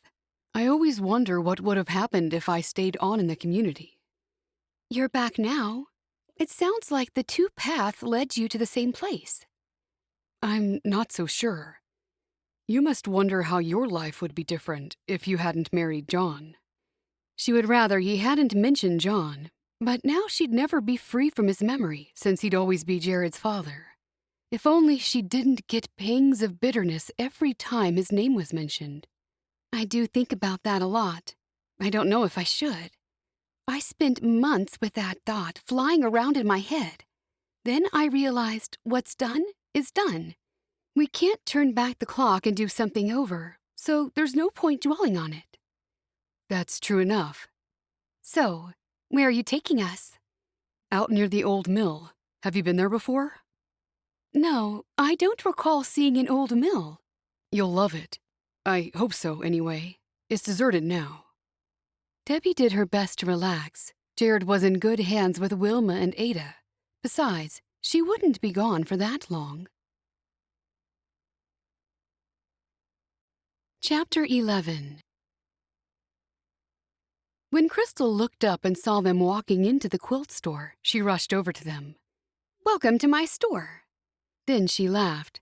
"We've jazzed up the place. It looks so much better since I've sprinkled some magical crystal dust around. And I've talked to some of the tour operators, and they're going to start bringing the tourists here. What do you think of that?" "That's wonderful. The quilts are nice," Matthew said, looking around at all the quilts on the wall. "I know, and I've talked Gertie into raising the prices. She was selling them far too cheap, if you ask me." "Isn't that dishonest?" Bliss asked. "No. How is it dishonest? She shouldn't have to give her work away. Would you work for nothing?" Bliss tilted her head to one side. "They were one price, and then you put the price up." Krystal rolled her eyes. "That's why I'm here, and you'll always be at the apple orchard plucking apples from trees like a robot. I've got a much grander plan in mind. I've got to head for business. If I'd had the money, I would have gone to college and studied how to get rich." "I thought you had gone to college." Cherish frowned at her. Obviously, that was another lie that they were only finding out about now. "It kind of feels dishonest to me, too," Favor said. "Bah!" Krystal barked out. "Don't be ridiculous." Cherish looked at Favor and felt sorry for her. Did Favor realize how horrible Krystal was being right now? Favor started talking again, but Cherish felt she had to say something. "Just a minute. All Favor did was say her opinion. It does seem odd that the job has been done and a price put on, and you come along and put up the price." Krystal put her hands on her hips. "She deserves proper payment for the time it takes her to sew, doesn't she?" "I guess so. Besides, it helped to raise the prices, now that I'm getting paid a bit of money on every single quilt I sell." Krystal laughed. "You are?" Cherish shook her head. There seemed to be no way to get through to Krystal. Besides, Favor didn't seem to be offended in the slightest. Cherish decided to save her energy for herself instead of defending other people. Mostly, they weren't thankful for it anyway. "Yes, I'm on commission. We both thought that was the fairest way. If nothing sells, she's not paying me for being here every day. Now she can stay home and sew, and I'll be here to sell them. It's a win-win situation for both of us." "It sounds good," Hope said. "Are you excited about the wedding, Hope?" "I'm just nervous now that it's so close. I thought the day would never arrive, and now each day leading up to it is going faster and faster." "As long as you know what you're doing. You're young to be getting married. I don't think I'll get married until I'm about 30. "Everyone is different," Cherish said. Favor agreed. "If you'd grown up in the community, you'd probably feel differently." Matthew put one hand up on a wall and leaned against it. "Krystal, aren't you worried that all the good men will be gone by the time you're 30?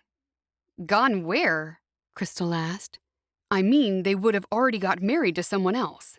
"Then that's their problem, not mine." Matthew chuckled. "Never heard that point of view."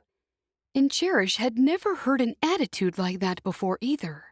But Krystal most likely wouldn't be worried, because she'd probably find herself an Englisher and leave their community. She was already way too friendly with Eddie, the beekeeper.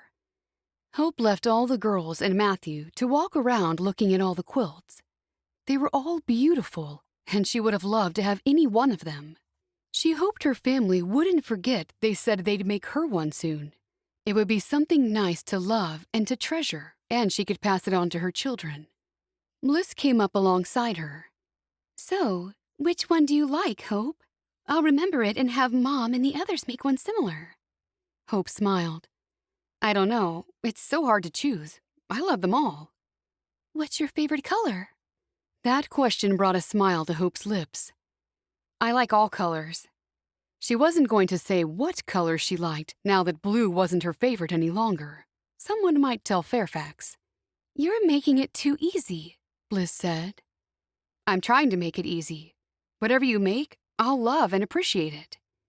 Mom should take you when she's choosing the fabric. That will be fun. I'll look forward to it. Will you come too, Bliss? Hope asked. If I'm allowed. Maybe I'll stay home and do some chores so Mom can go. You know how it is at home at the moment.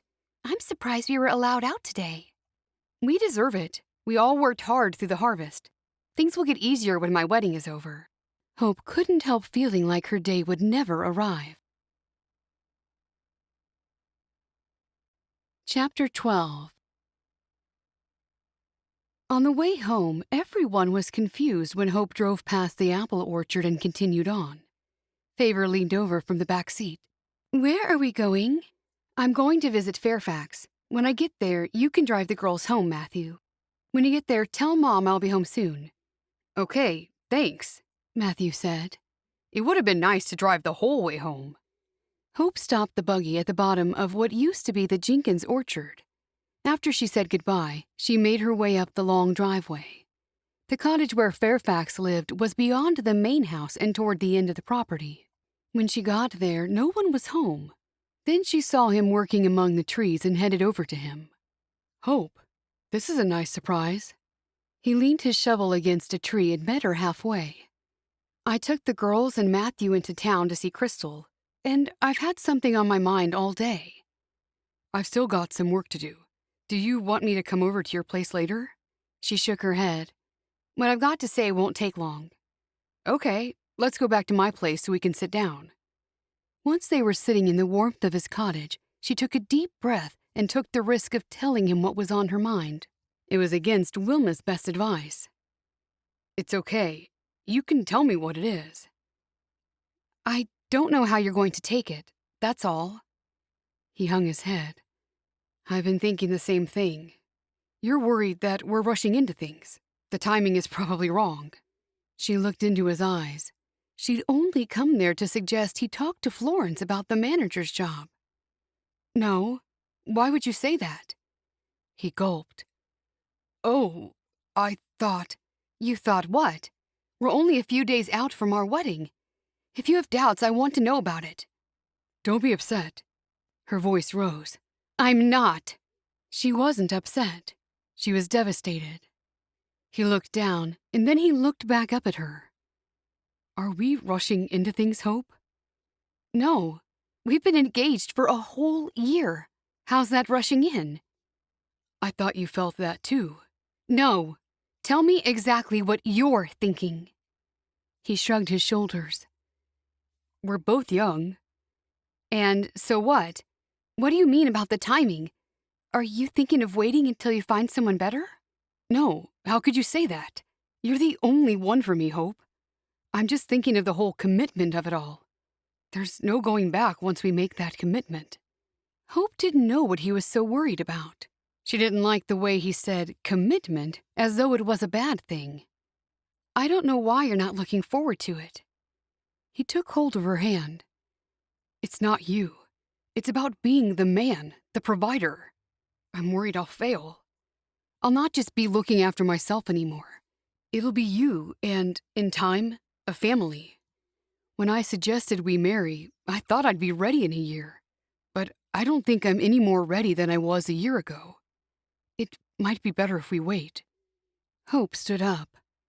Why get married then if you don't want to? He looked up at her and gulped as he stayed where he was. It's because that's what you want. I don't want to lose you.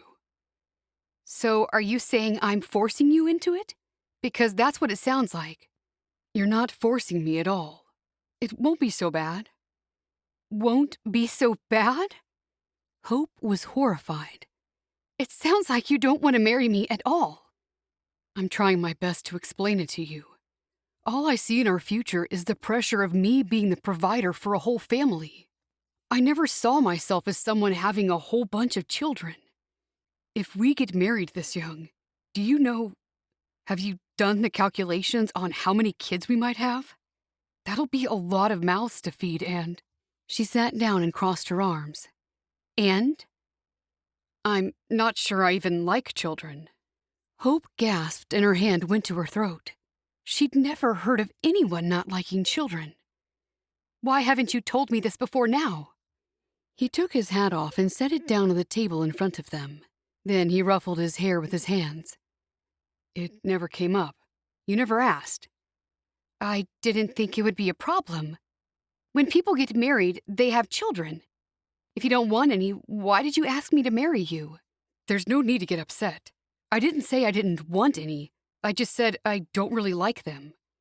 Hope threw her hands up in the air. Great. That's perfect. I don't believe it. We can't get married now. I'll tell Mom it's all off and you can tell the bishop. I'm not marrying a man who hates children. I'll not bring children into the world with a hating father. Calm down. You're getting way too emotional. You calm down. I still want to marry you. I never said I didn't. I'm not calling it off. No, he wasn't calling it off, but Hope had to consider whether she should. I think I need to not talk to you for a day or two while I figure out what to do. Hey, I still want to marry you. I'm just trying to be honest with you about my feelings. Fairfax Jenkins, it's a little late for that. Hope stood and walked to the door. When she reached it, she turned around. It's a whole year too late. Hope headed out of his blue cottage.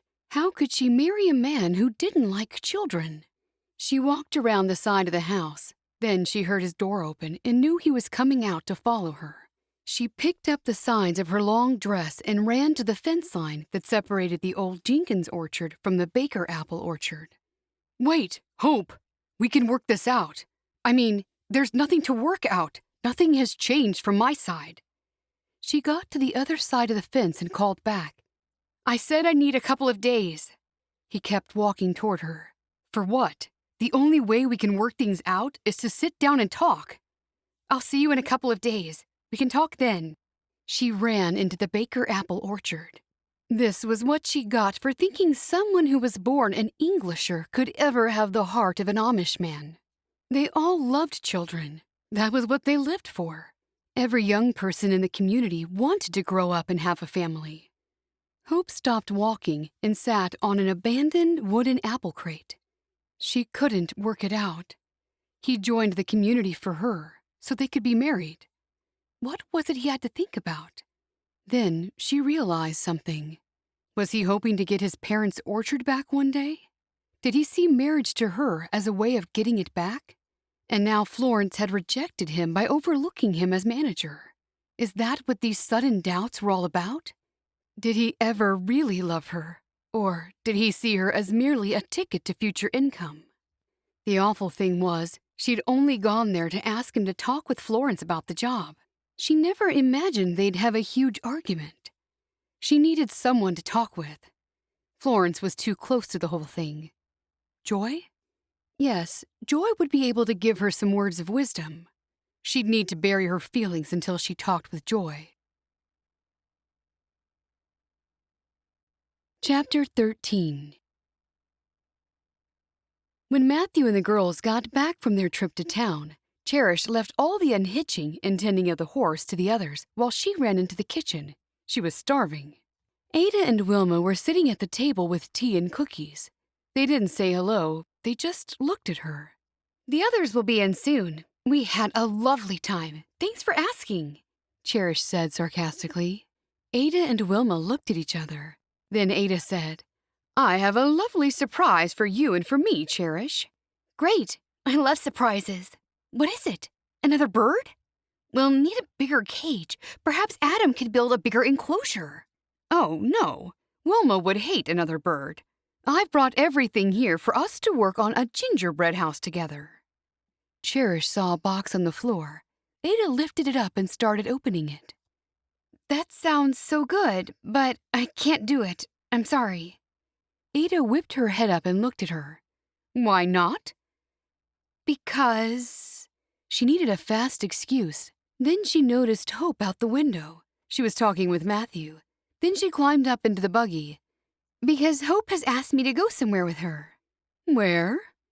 She didn't say. Bye, gotta go. Have fun. Mom will help, or someone will. Cherish ran out of the kitchen. When they heard the door close, Ada and Mom laughed. I've never seen her run so fast. Now we know how to get rid of her to get some peace. Yeah, great idea. What do you have in that box, Ada? Just some dishes I borrowed from you when I took some leftovers home. Ada and Mom laughed some more. Cherish sprinted down the hallway and out the front door. Hope was just about to leave, and the horse had taken a step already. Cherish waved her arms. Stop! Hope! When the horse kept walking, Cherish flung herself in front. Hope frowned. What are you doing? You've got to take me with you. I don't care where you're going or for how long. No, I'm having a private talk with Joy, and you're not invited. Oh, please. Ada is trying to force me to make a silly gingerbread house, and you don't know how much I dislike them.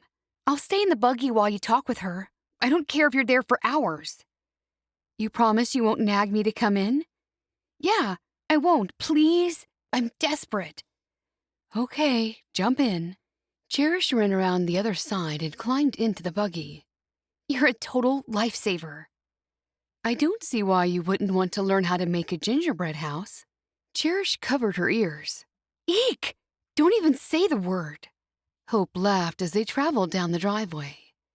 Cherish turned in her seat to face Hope. So, what do you want to talk with Joy about, eh? Something private. I can guess. Cherish gave a little laugh. You can? Cherish nodded. I reckon it's got something to do with your wedding. You're right about that. That's all I'm saying. Or maybe about the wedding night. Cherish giggled some more. Stop it. Don't talk about things like that. That's not what I'll be talking with Joy about. Really? I know you're just fishing for hints now, and it's not going to work. Cherish huffed and sat back, feeling bored already. How long would she be in the buggy at Joy's place? When they approached Eddie, the beekeeper's house, Cherish stared out the window. When she saw a horse and buggy outside the house, she grabbed Hope's arm. Look at that! Hope looked over. Isn't that Mrs. Lauber's horse and buggy? She's got a black horse. Yeah, but maybe it's not Mrs. Lauber who's there. I mean, why would she be visiting them? She's probably buying honey. Nah, there's a stall with an honesty box right there. And do you see Mrs. Lauber anywhere? No, so stop the buggy. Hope slowed the horse. It wouldn't be Krystal because she'd be in the store selling the quilts. Let's go see. Come on, it'll take your mind off your problems. Who said I had problems? It's a guess. Okay. Hope stopped the horse behind the other horse and buggy. I'll stay here. Nay, you must come with me. Okay, I guess. Hope jumped out of the buggy and the two of them walked toward the house. What excuse will we have for coming here? We don't have one. That'll be a little awkward. We'll say we're looking for Krystal. Why? Cherish led the way, ignoring Hope's silly question. Eddie's parents aren't home. Their car is gone. Shall we knock on the door?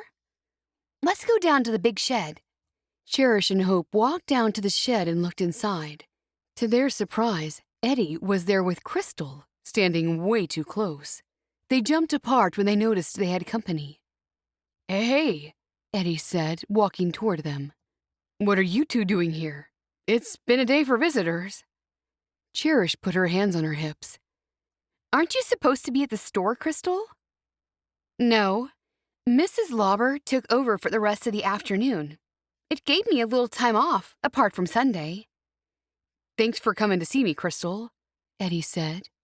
Krystal swallowed hard and looked at Hope and Cherish. I only came for the honey.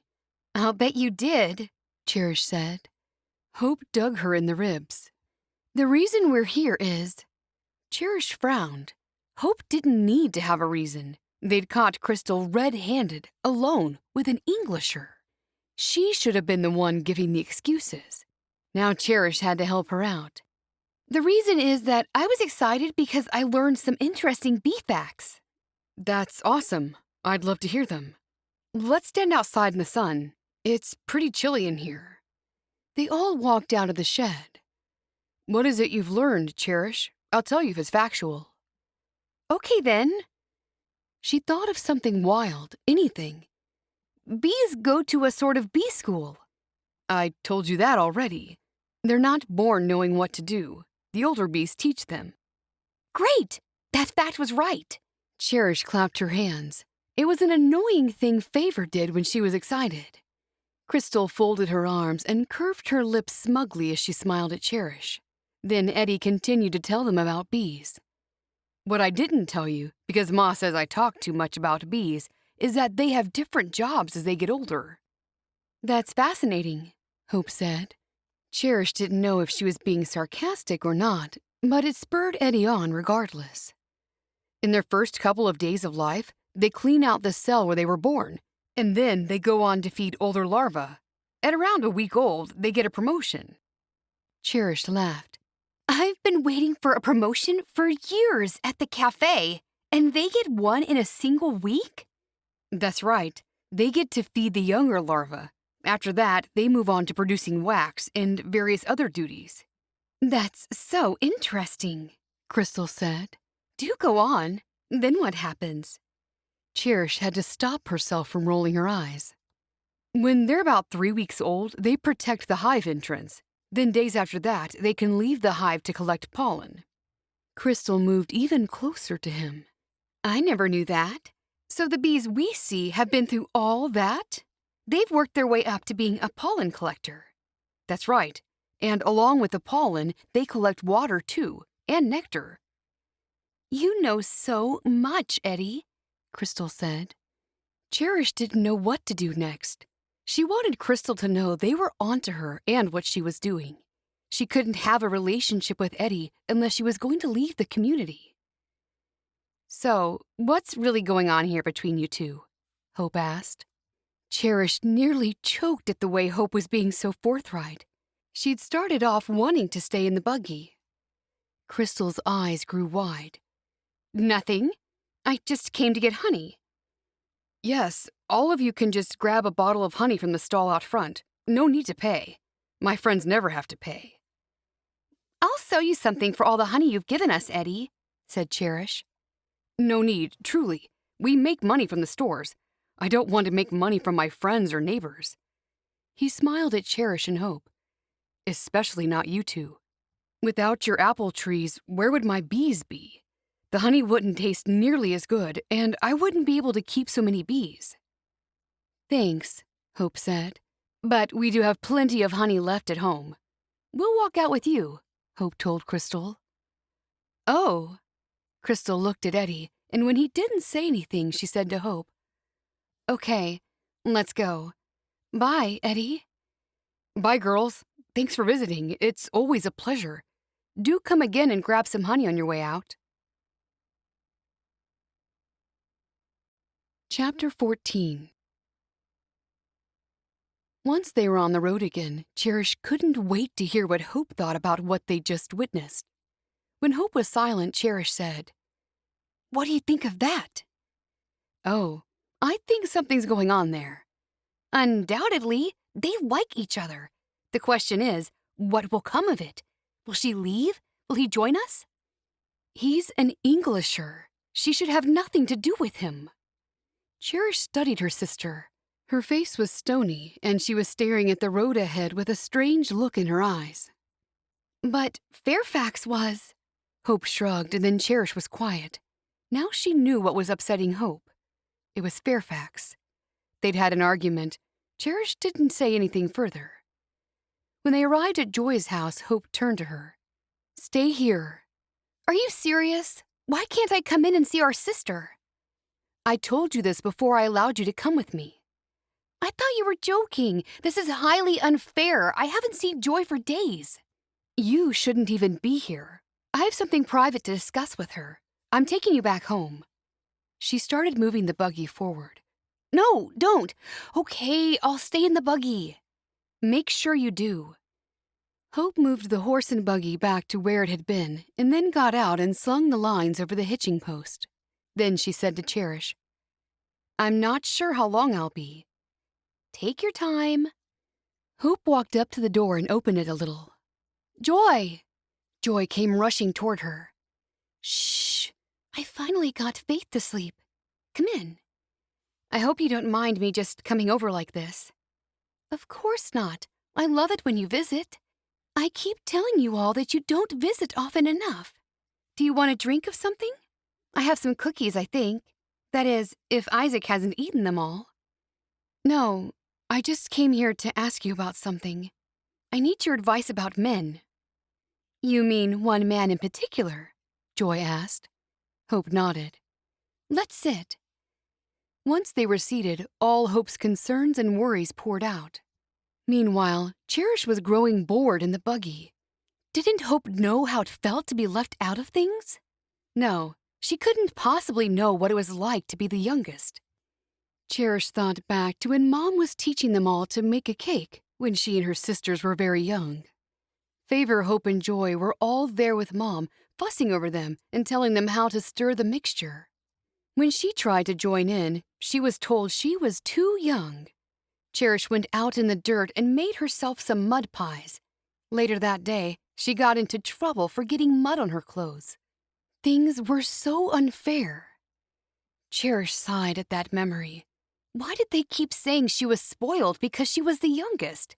It wasn't true. If anything, she was the one who was left out. That changes today, Cherish said aloud. She got out of the buggy and kept down low. Then she ran around to the back of Joy's house. To her surprise, she found that the house didn't have a back door. There was only one door in and one door out. She had been hoping to listen in. Now, the only choice she had was to listen outside the kitchen window. She got to the kitchen window and didn't hear anything. She slowly moved herself up and looked in. No one was there. The only other place they'd be talking in would be the living room. She ran around to the front of the house and slowly moved under the window.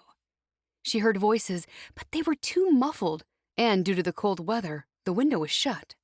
She'd come this far, and she wasn't about to give up. She moved to the back of the house. When she came to Joy's bedroom window, she moved it up, and to her surprise, it opened. She pushed it open fully and heaved herself up onto the windowsill, and with one leg first and then the other, she slithered her way through. On the way, she heard a rip. When she looked down, she saw she'd snagged her dress. Looking behind, she saw a splinter of wood sticking up.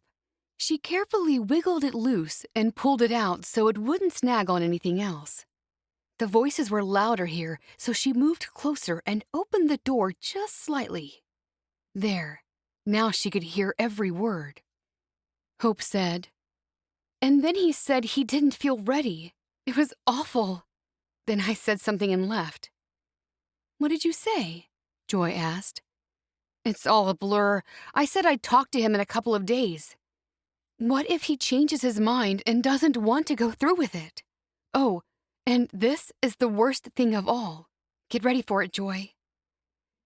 Fairfax just told me he doesn't like children. Cherish clutched at her throat. Did Hope just say Fairfax didn't like children? It sounded like Hope and Fairfax had a fight. This was dreadful. The whole wedding was organized, and Hope and everyone else in the family had been looking forward to it for a whole year. Joy said, "Don't worry, he hasn't had his own yet.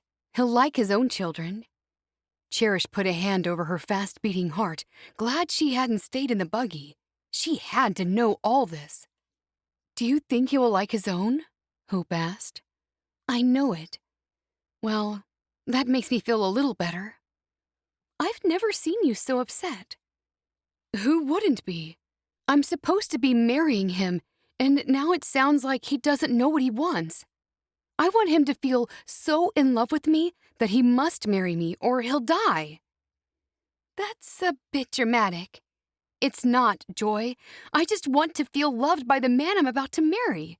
Shouldn't I feel that way? I guess so. How was it with you and Isaac? Did you have any problems like this? No, we were just like best friends, I guess. We still are. Of course, we're more than that, but that's the only way I can explain it. You could be making a big thing about nothing. Are you sure you didn't take what he said the wrong way? Not at all. He did say he wanted to marry me, but then he said something like he was just talking through his feelings. Why say he was having doubts? That's what I want to know. And how was I supposed to react when he starts saying things like that so close to the wedding? Then he told me about not liking children. I think you're both nervous because the wedding's approaching. Cherish was sad for Hope. Why couldn't Hope just tell her what was on her mind? Why did she need to speak with Joy? Cherish jumped when she heard a sound behind her. She nearly let out a yell when she looked over and saw Faith was in the same room. She was standing up in the portable crib, staring at her. Cherish waved her hands up and down and then put her finger up to her mouth, telling her to be quiet. Then Faith giggled loudly. Cherish shook her head, and then she heard footsteps coming toward her. Joy sighed. She's not wanting to have her daily nap anymore. I guess she's growing out of it. Great. I was hoping to see her. Joy walked into the room and picked her up. She's wide awake. Your Aunt Hope has come to see you. Hope put her arms out to her. She's not even looking at me. She's looking over there. Why is she looking at the bed? I've got no idea. I tried putting her in our room because it's darker. I hoped it'd make her sleep better. Just take her. She won't cry. Hope leaned forward and took her niece from Joy's arms. Let's go into the living room. Okay, but she doesn't want to leave the room. Look at her legs kicking. Maybe she is tired. I'm not sure. Come into the kitchen and I'll make her something to eat. From under the bed, Cherish watched them move into the kitchen. Faith was looking over Hope's shoulder directly at her. That had been a close call. Cherish had heard enough of what was wrong with Hope, and she couldn't believe it. She'd always seen Hope and Fairfax as a perfect couple. It was time to get out of Joy's house. She didn't want to risk getting caught. Neither Hope nor Joy would let her forget it if they knew she'd climbed through the window to listen in. She got up and closed the bedroom door and then climbed back out the window. Once her feet were on the ground, she kept down low and ran back to the buggy. Joy looked out the kitchen window a second later. Is there someone in the buggy? Yes, it's Cherish. She spun around to face Hope. Why isn't she coming in? Don't worry about her. She was trying to get away from Mom and Ada. I told her I was coming here alone to talk with you, and she begged me to let her come with me. She's okay. Can she come in when we finish talking? Of course. So, do you have any advice for me? Joy sat down with her. It's a tough one.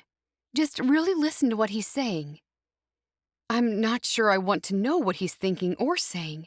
It's just days away from the wedding, and what if he calls everything off?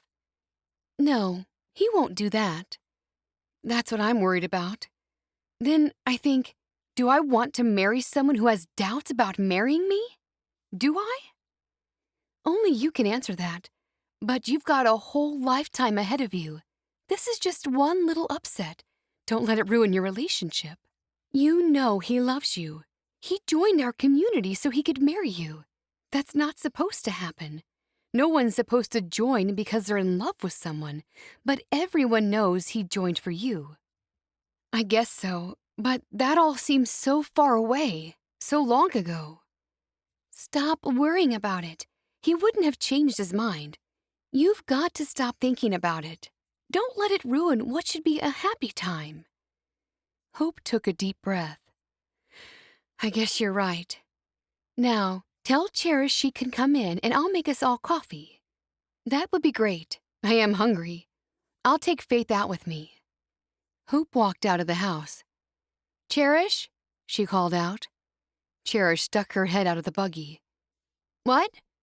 You can come in now. Joy is making us coffee. Cherish jumped out of the buggy and ran over. Can I have a hold of Faith? Sure. Faith smiled and put her arms out toward Cherish. Then Joy said, We're in the kitchen. Cherish followed slowly. Don't you say anything, she whispered to Faith. That has to be our little secret. Just as well you can't talk yet, but I'm sure you'd keep my secret even if you could. Faith smiled and yanked the string of Cherish's prayer cap, nearly pulling it off her head. Chapter 15. While Hope was at Joy's place, Fairfax was worried about their argument. He wanted to go over to her place and talk with her, but he was worried he'd get the door slammed in his face. Then everyone would know they'd had an argument. To make things right and make her happy, he had to get that manager job. He was worried about being responsible for a family, but if he had a better job, that burden wouldn't weigh so heavy. If that meant confronting Florence and asking outright for the job, then he'd do it. He'd always gotten along with Florence and found her to be an honest and fair boss. Several minutes later, he drove his buggy down Carter and Florence's driveway, avoiding the construction site where they were building their new home. The steel frame was up, and it looked as though it would be the grandest and largest home in the area. Quite out of place in this small farming community. Yet, Carter himself was out of place in many ways. That didn't seem to bother Florence too much. She had remained the same in all the time he'd known her. All Carter's money certainly hadn't gone to her head. Apart from the house they were building, they lived simply. His thoughts turned to Carter. He lived like an average man, and looked like one too. He didn't have the expensive cars, private planes, or flashy clothes most rich men seemed to have. From what Fairfax had heard about him, he'd always had money, and his father before him had been wealthy. At one time, Fairfax had wanted wealth, but now all he wanted was to have enough to get by so he and his future family would have a happy life.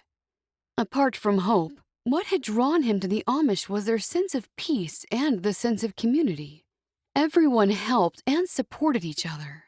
Now that his parents had retired and moved to Florida, he was grateful to have Hope and to see how her family already treated him as one of their own.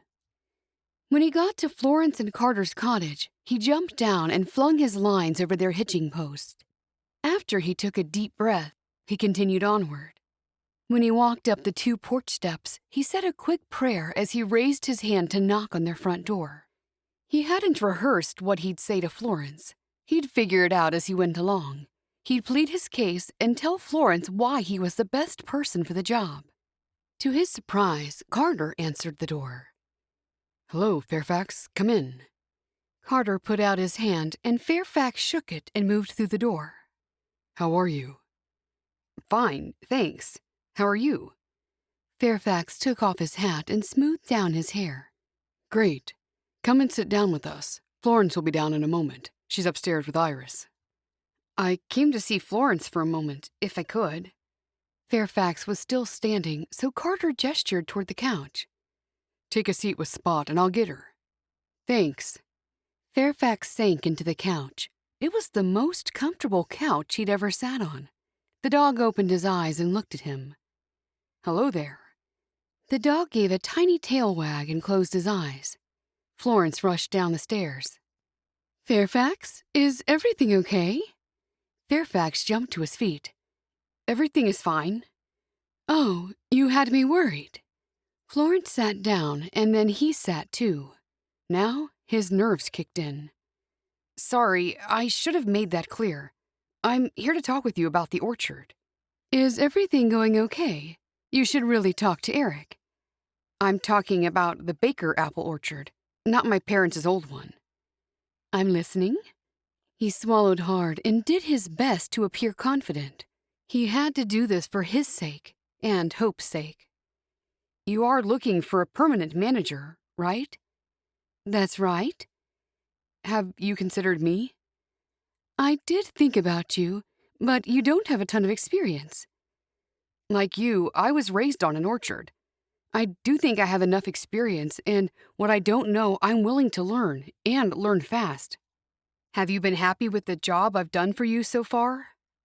Yes, I am. He stopped and waited, hoping the next thing she'd say would be that she'd consider him for the job, or that he had the job. But he held his breath, staring at her mouth, ready to hear her next words. But I'm not sure. What aren't you sure about? I didn't want to give you the job just because you're marrying my sister. He hoped that would be the only problem. It wouldn't be like that, would it?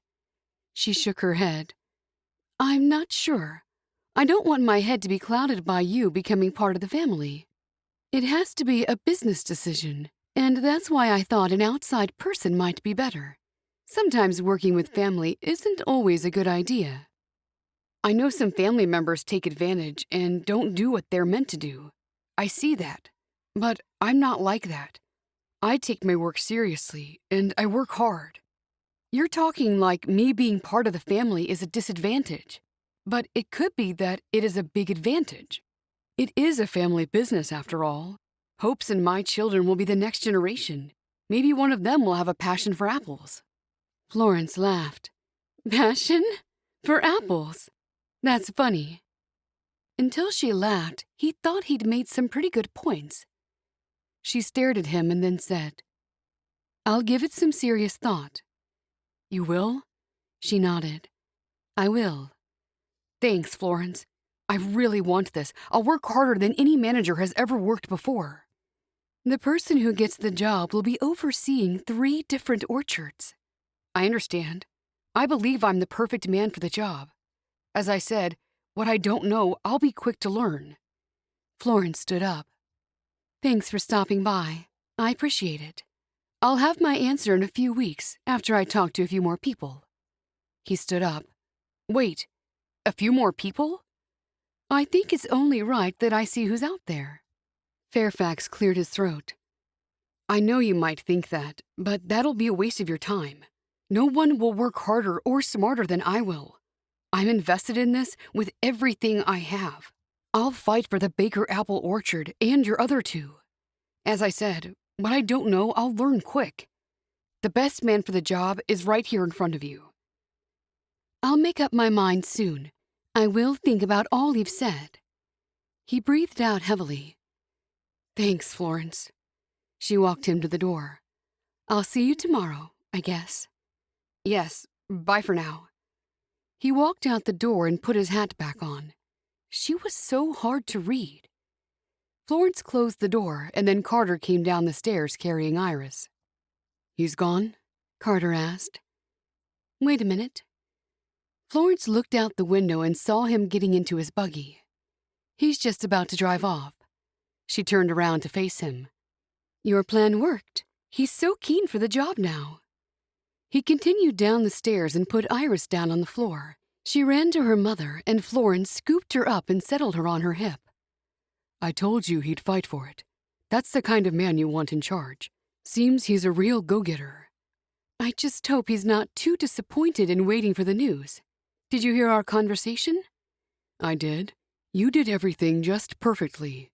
When he hears he's got the job, he'll be appreciative, and he'll value it. I'll give him the good news before the wedding, so he can have lots of things to be happy about. I am glad we'll soon have him in the family. He's such a blessing to us, and to the orchard. Yeah, well, you say he's a blessing. I say it was luck. It's got to do with the law of averages. It's all about the numbers. Florence kept quiet about his atheist opinions. She was convinced one day he'd have a change of heart. She looked down at Iris. One day, her daughter would have to decide for herself whether things were a blessing from God or whether they were luck. Florence hoped and prayed that Iris would see that everything was in God's hands, and she wouldn't follow the current beliefs of her father. I do feel a little mean for stringing him along. Make him want it. We agreed on doing it this way. Florence sat down, and Iris climbed down and went over to Pat's spot. I know, but you should have seen his face. I just wanted to hug him and tell him it was okay and that of course we wouldn't hire someone else. Carter laughed. You're way too soft. That's not what the girls say. Your Bonnet sisters need someone to be tough. I hope Fairfax will crack the whip. Don't call them Bonnet sisters. She shook her head. She always asked him not to call them that, but he took delight in doing so. Carter sat down on the floor with Iris. I'm sorry, but old habits are hard to break. His comment got Florence thinking. Would Carter ever believe in God if he'd been an atheist all his life? Would his beliefs influence what Iris believed? She had been warned about that after she left to marry an outsider, but back then nothing seemed to matter. Now she had Iris, and she wanted her to have a heart of faith, not a heart full of questioning and disbelief. Chapter 16. A whole day went by, and Hope had done nothing but think about Fairfax and whether she was doing the right thing by marrying him. She still loved him, but didn't want to marry him unless he loved her and wanted to marry her just as much. Late that afternoon, Hope offered to look after Jared so Debbie could catch up on some sleep. All the girls were gathered around her as she sat on the bed. Cherish and Favor sat on the floor, while Bliss sat beside her on the bed. I honestly don't know if I should marry him. Everyone was shocked into silence at Hope's sudden outburst. She knew she'd get that reaction, but she couldn't hold it in any longer. She needed her sister's opinions. You've got to, Cherish said. Otherwise, Krystal will snatch him up. Favor slapped Cherish's arm. She will not. Krystal wouldn't do that. Well, she could. Don't be so immature, Hope told Cherish. I'm not going to marry him to stop someone else from getting him. Why are you feeling this way? Bliss asked. So much has happened. He said some odd things, like he didn't know if he was ready. And he said he didn't know if he wanted children. Can you believe it? The girls gasped. Are you sure that's what he said? Asked Bliss. Yes, I wasn't hearing things. He said he wasn't sure. That's something I wouldn't get wrong. If he's not sure, it means he's not sure that he loves me. Hope sniffed. What else did he say? Cherish asked. He said a year ago when he set the date, it seemed a long way off and he thought he'd be ready. But he's still going ahead with it, isn't he? Hope nodded. I guess so, but it doesn't make me feel loved. Or cherished, Favor said. I can totally understand how you feel. He should be dying to marry you and looking forward to it, like he's never looked forward to anything in his life. Yeah, well, that's the way I'd want him to feel. Hope wiped away a tear. What will I do now? I'm so disappointed with everything. The wedding is just days away. What would happen if I canceled? I don't think you should, unless he said something about not wanting to marry you. Did he? Bliss asked. Hope shook her head. He only said what I told you just now. How can I have kinner with a man who doesn't even want them? And why did he wait until now to tell me that? Did you ask him? Favor asked. Kind of. I said something and he said... I can't remember what he said, but it can't have been good, because if it was good, I wouldn't be feeling so bad. Hope passed the baby over to Bliss and then lifted up her apron and sobbed into it. Favor jumped up onto the bed next to her and put her arm around her. Cherish tried to make her feel better. Everyone's coming and everything is arranged. And you do love him, don't you, Hope? I thought I did. But what kind of a life am I going to have, knowing he won't like our children? He could like his own, and just not like other people's children, Cherish suggested, remembering what Joy had said. Hope sobbed some more, and through her tears she said, That's so unkind. Yeah, but he can't help how he feels. He was just being honest. Hope dried her eyes with the corner of her apron and sat straight. That's what he said. I remember now. He said he was just telling me how he felt. That's good that he's honest, Favor said. What does it matter? I feel it would have been better if I didn't know that about him. I'm never going to be able to forget it. I should have known something was wrong when he said he wanted to marry me, but marry me in a year's time. That was a huge warning sign that he wasn't that keen. Nay, Hope. The whole reason he joined this community was because of you. He got you the job at his Aunt Jane's bed and breakfast, and he used to drive you there and back most of the time. You pretended you were riding your bike, and he'd pick you up down the road. Hope giggled. You knew that? Everyone did, except for Mom and Levi. Hope sighed. Things were different back then. How? Bliss asked. Because I didn't know he didn't like children, and I didn't know he felt so much pressure about providing for a family. So that's what he said? Bliss asked. Yeah, that makes perfect sense. Adam won't even talk about marriage until he has something behind him. He wants a bit of money first. I think all men are that way. But Fairfax has a job and a place to live. Jared started crying, so Bliss stood up and started rocking him. Carmel tried to nose his way in the door, but Cherish had to push him out and close the door. She didn't like doing that to Carmel, but Debbie didn't like having him anywhere near the baby. Why don't you have another talk with him and see if you can sort out your problems? Bliss suggested. He feels a certain way. I don't think there's any way to make him feel differently. I just don't know why he waited until now to tell me.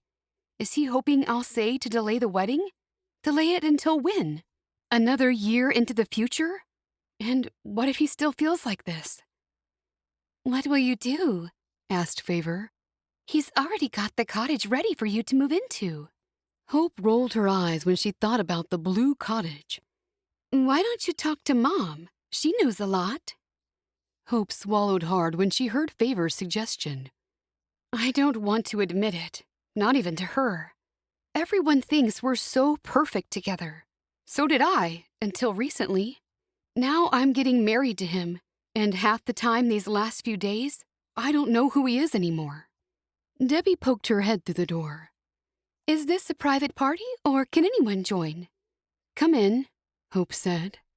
Debbie put her arms out for her baby, and Bliss handed him over. He was crying a little until I started rocking him. Did you get much of a sleep, Debbie? Asked Hope. I tried. I couldn't sleep. I had a nice rest, though, which might be just as good as sleep. Thanks for looking after him. Debbie looked around at everyone. Has something happened? Everyone's gaze fell on Hope. It's just that I'm unsure of everything, and the wedding is 2 days away. Debbie stayed standing and rocked the baby to and fro, while Hope told her exactly how she felt and what Fairfax had said to her. It sounds like you're both getting a little scared. It's only normal. It's a huge commitment, and one I didn't respect so much the first time. My next marriage, I'm going to be certain I know him well. Hope said. I had no doubts until he started saying all these things. I want him to be excited to marry me, not have all these worries about doing it. Sometimes people we're close to don't behave how we want them to. That's what I've learned these last few months, Debbie said. Cherish was frustrated by Debbie's answer. She wanted Debbie to give Hope some help. So, what can Hope do to feel better? Or what do you think she should do? I'm not the right person to ask, but it's clear you two are meant to be. You're such a lovely couple. He adores you. I can see it in his eyes when he looks at you. That's what I thought once. I want to enjoy the wedding, and now all I'll be thinking about are his silly doubts. If he loves me, why's he doubting at all? Debbie shrugged. I'm not sure. Jared cried louder, so Debbie mumbled something about feeding him, and then she left the room. See, it's no use talking to anyone. No one knows what to do. I'll just end things with Fairfax and call things off. Nay! Cherish jumped to her feet. Are you a Doomkopf? Chapter 17. The girls gasped at Cherish's rudeness in calling her sister a dumbhead. Cherish leaned over Hope while she said, "He joined the community because he loves you and wants to have a life with you. He would know that meant having a family with you one day. He's already made his decision. Don't go ruining everything just because he shared his innermost feelings with you." Hope started crying again. Cherish didn't know what to do, and Hope wasn't listening, so there was no point in her even being in the room. Cherish suggested, "How about I make us all some hot chocolate?" Bliss nodded. Yeah, and bring us up some cookies, please. Okay. Cherish headed out of the room and saw Carmel lying in the hallway, waiting for her to come out. She walked over and patted him. "Good boy, you were waiting for me. Let's go downstairs, and if no one's watching, I'll give you a cookie." His ears pricked up when he heard the word cookie. He got up and followed Cherish downstairs. Mom was in the kitchen boiling the water. What are you girls doing? You're so quiet. "Just talking upstairs." About what? "About Hope's dreams for the wedding. You know, her hopes and dreams. Hope's hopes." Mom rolled her eyes. Remind me never to ask you a question again. I never get a proper answer. "Okay, never ask me a question again." Mom frowned. I didn't mean now. Remind me later. "I can do that." Is she worried about the wedding? If she is, I don't know why. All the dresses and suits have been made. Christina's managed to finish all the caps on time, and all the food is organized. Tell her not to worry. "I will." Cherish pulled some mugs out of the cupboard and set them on the countertop. What are you doing? "I'm taking them up some hot chocolate and some cookies." Carmel sat down and lifted up a paw, trying to look cute to get a cookie. Why can't they come down here? Mom was suspicious. Because we're all comfortable talking upstairs. What's Debbie doing? "Feeding the baby." Okay, well, I suppose it's good that you're looking after yourselves instead of having me running after you all. Mom poured the hot water into the teapot Debbie had given her, and that reminded Cherish that she still hadn't replaced the special mug Debbie had bought Levi, the one she'd broken when she shouldn't have been using it. I'll stay downstairs, and that way I won't know what you're saying. It reminds me how all of you used to go outside when Krystal was staying here. "We just like to talk without adults around." You're all adults now. Even you are nearly an adult. "You know what I mean." Mom didn't answer. She just put the tea items on a tray and then headed out of the kitchen. As soon as she was gone, Cherish pulled a cookie out of the jar and gave one to Carmel. Carmel gulped it down in one go and then looked for more. "No, one is enough." He looked a little offended, but kept staring at what she was doing. She placed the whole cookie jar on a tray along with the pitcher of hot chocolate, then took it upstairs. By the time she got back into the room, Hope was gone. "Where is she?" Cherish set the heavy tray down on the bed. "She's gone to talk to Fairfax," Favor said. "She's walking through the orchard." At this time of night? That's a terrible idea. Bliss shrugged. "It might set her mind at rest." Cherish breathed out heavily. Something was bound to go wrong. Cherish walked over to the window and looked out at the tree that Hope would have climbed down. "I hope she took a flashlight at least." "Yeah, we watched her from here. She got one from the barn." "She's in terrible trouble if anyone finds out." "Relax," Favor said. "No one will find out unless you tell them." "Me? I wouldn't say a word. I never do." Cherish sat on the floor, hoping things would be okay with Hope. Then Bliss poured the hot chocolate. Hope got to the middle of her family's orchard and then second-guessed herself about visiting Fairfax to work things out. If he cared, he'd be the one to come and see her. Why should she be the one to reach out to him? She pulled her coat more snugly around herself as the chilly wind whipped up and whistled down the row of trees. She should have stayed at home in her warm room, and she could be drinking hot chocolate right now with the other girls. Rustles in the nearby trees sent shivers down her spine. In the darkness of the night, The orchard was almost spooky. Anyone could be hiding out there, even a dangerous criminal. She shone her flashlight in a circle around herself, ready to run if she saw anything that looked like a wild animal or a fugitive from the law. All she saw were trees. Tears trickled down her cheeks with the frustration of not knowing whether to continue to Fairfax's cottage or whether to turn around and go home. She slumped to her knees and knelt on the cold ground. With her wedding day so close, she should have been delightfully happy. Instead, she was miserable. When an owl hooted above her, she got a fright and sprang to her feet.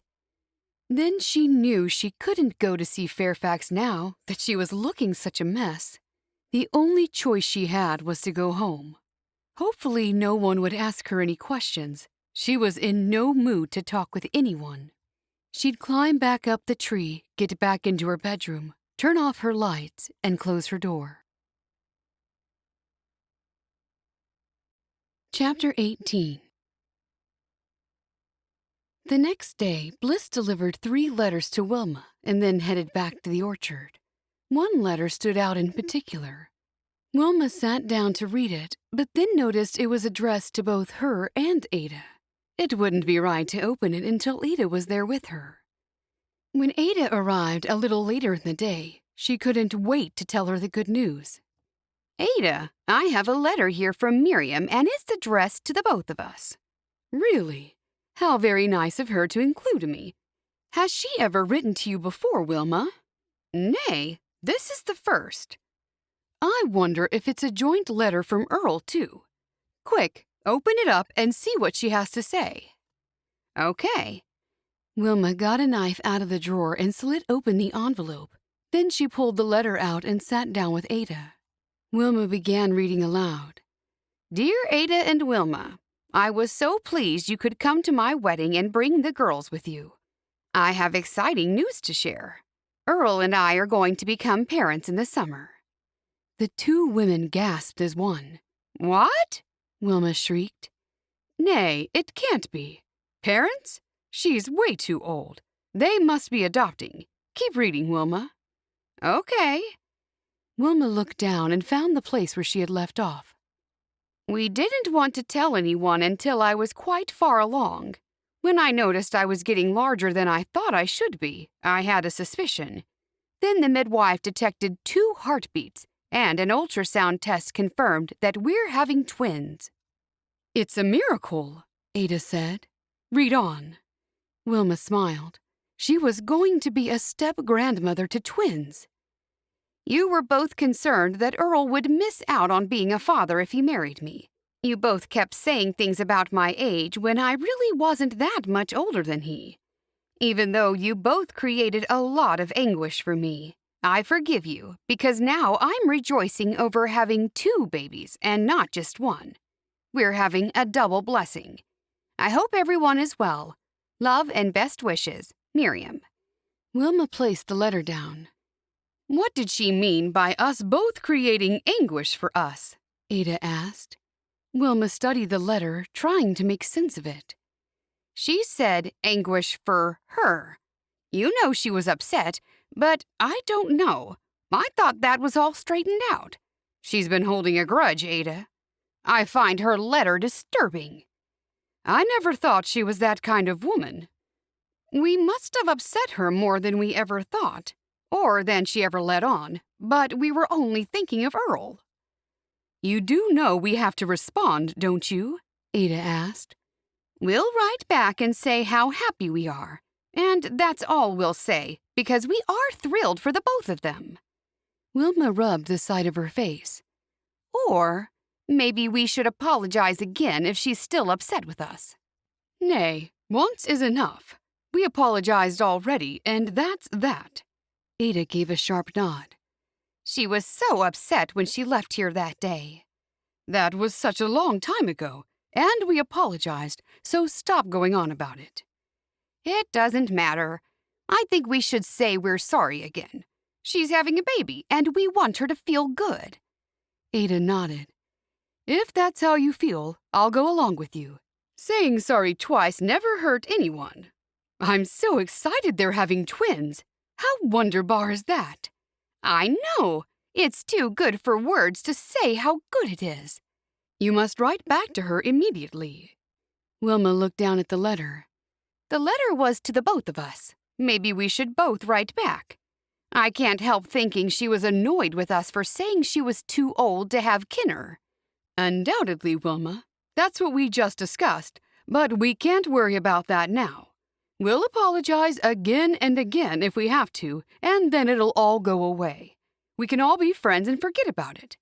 Ah, Wilma, you'll have so many Groskin. I know. I hope they'll bring the babies here to see me, or I'll have to go back to visit them. Yeah, we will. Let's go there after the babies are born.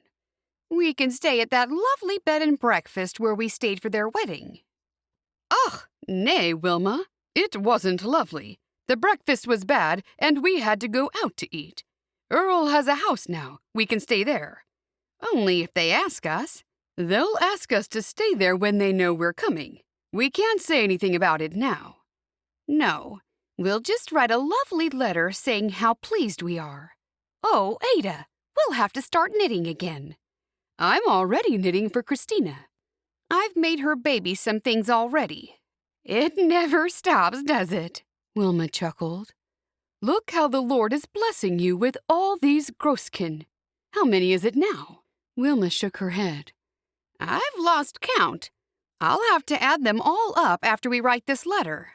I'll count the twins as my Groskin, even though Earl is my stepson.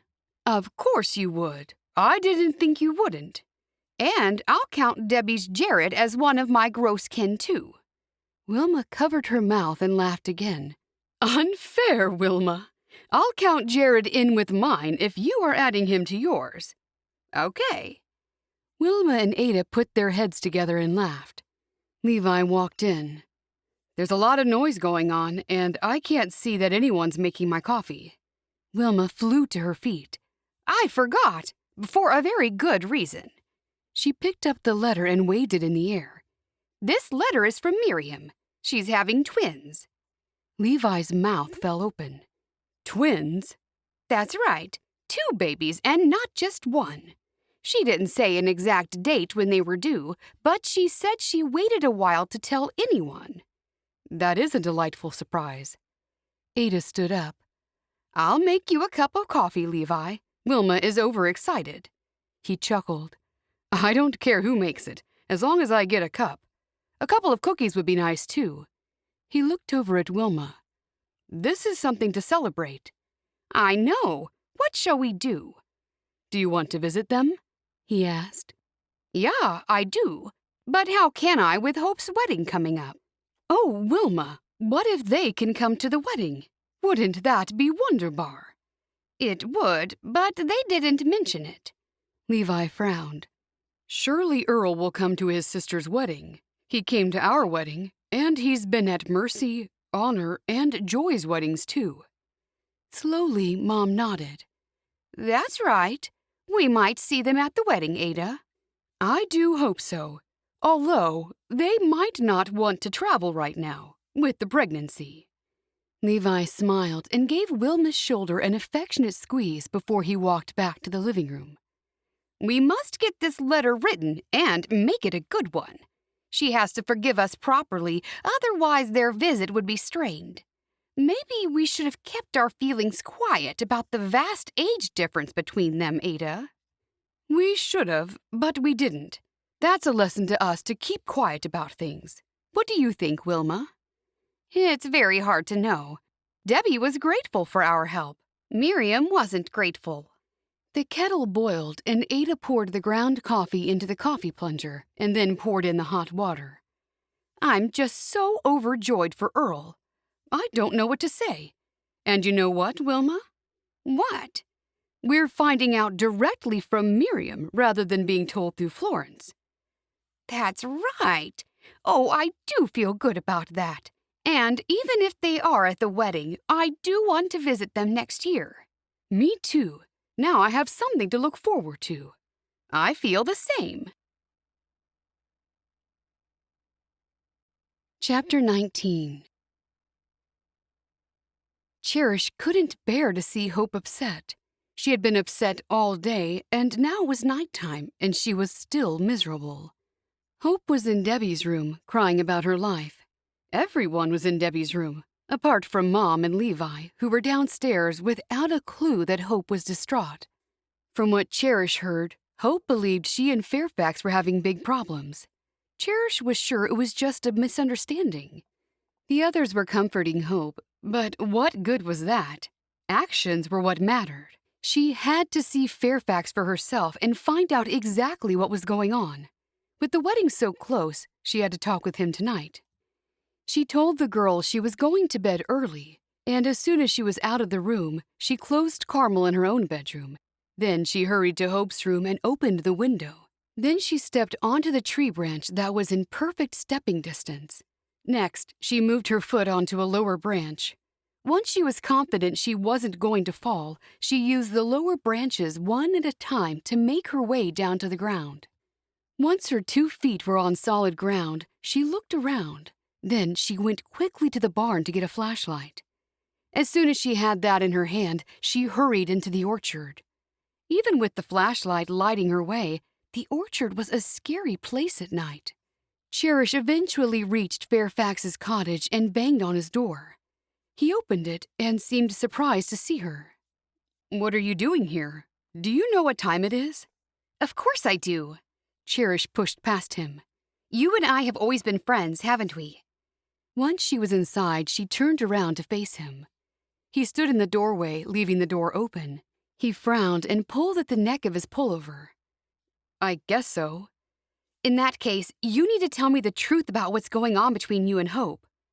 His eyebrows rose, and he took a moment to answer. "I don't know what you mean. Why are you here?" She's upset. Don't you know that? His head tilted to one side. "She did seem upset about something, but I thought she'd get over it." Cherish shook her head, wondering if all men were this self-focused and unaware. She's dreadfully upset. She thinks you want to end things. She doesn't know if the wedding will go ahead or not. She's near hysterical. Hysterical? Like she's screaming? Well, no, but very aggravated, and there were tears. "I must go to her." He grabbed his coat. No, not tonight. I'm not even supposed to be here. They think I'm asleep.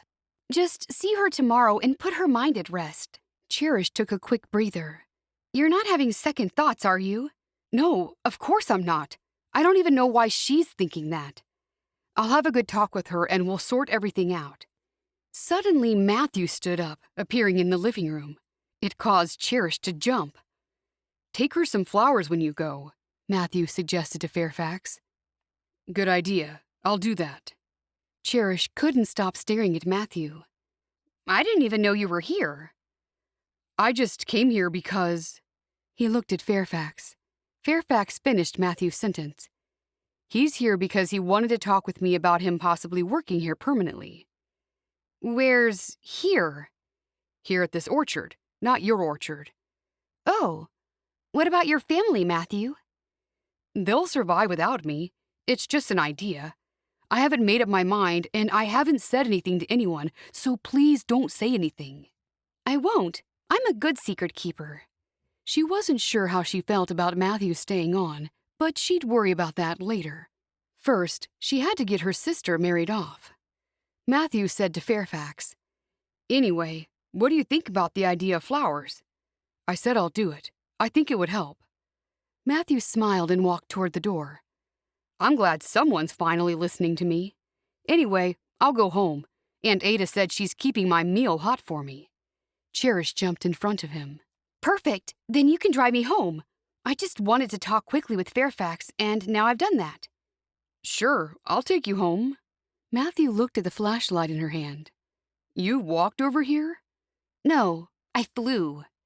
"Cherish, you shouldn't have come here at night," Fairfax said. "If someone saw you here, they might jump to all kinds of conclusions." I wanted to make sure things would be okay with you and Hope. I was worried. Fairfax nodded. "Thanks for letting me know. I appreciate it. Don't worry, I'll sort it all out. With flowers, don't forget the flowers," Matthew grinned. Fairfax nodded. I'm not working now until after the wedding. I'll get some flowers first thing tomorrow, and then I'll come over to see Hope.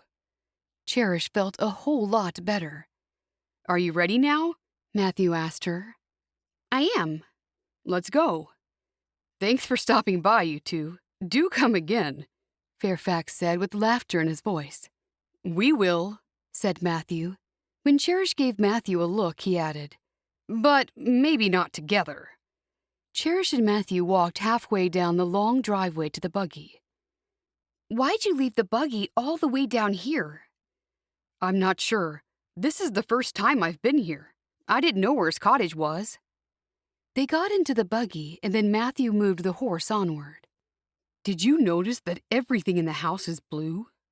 Cherish shook her head. I didn't. I was too upset about Hope being upset.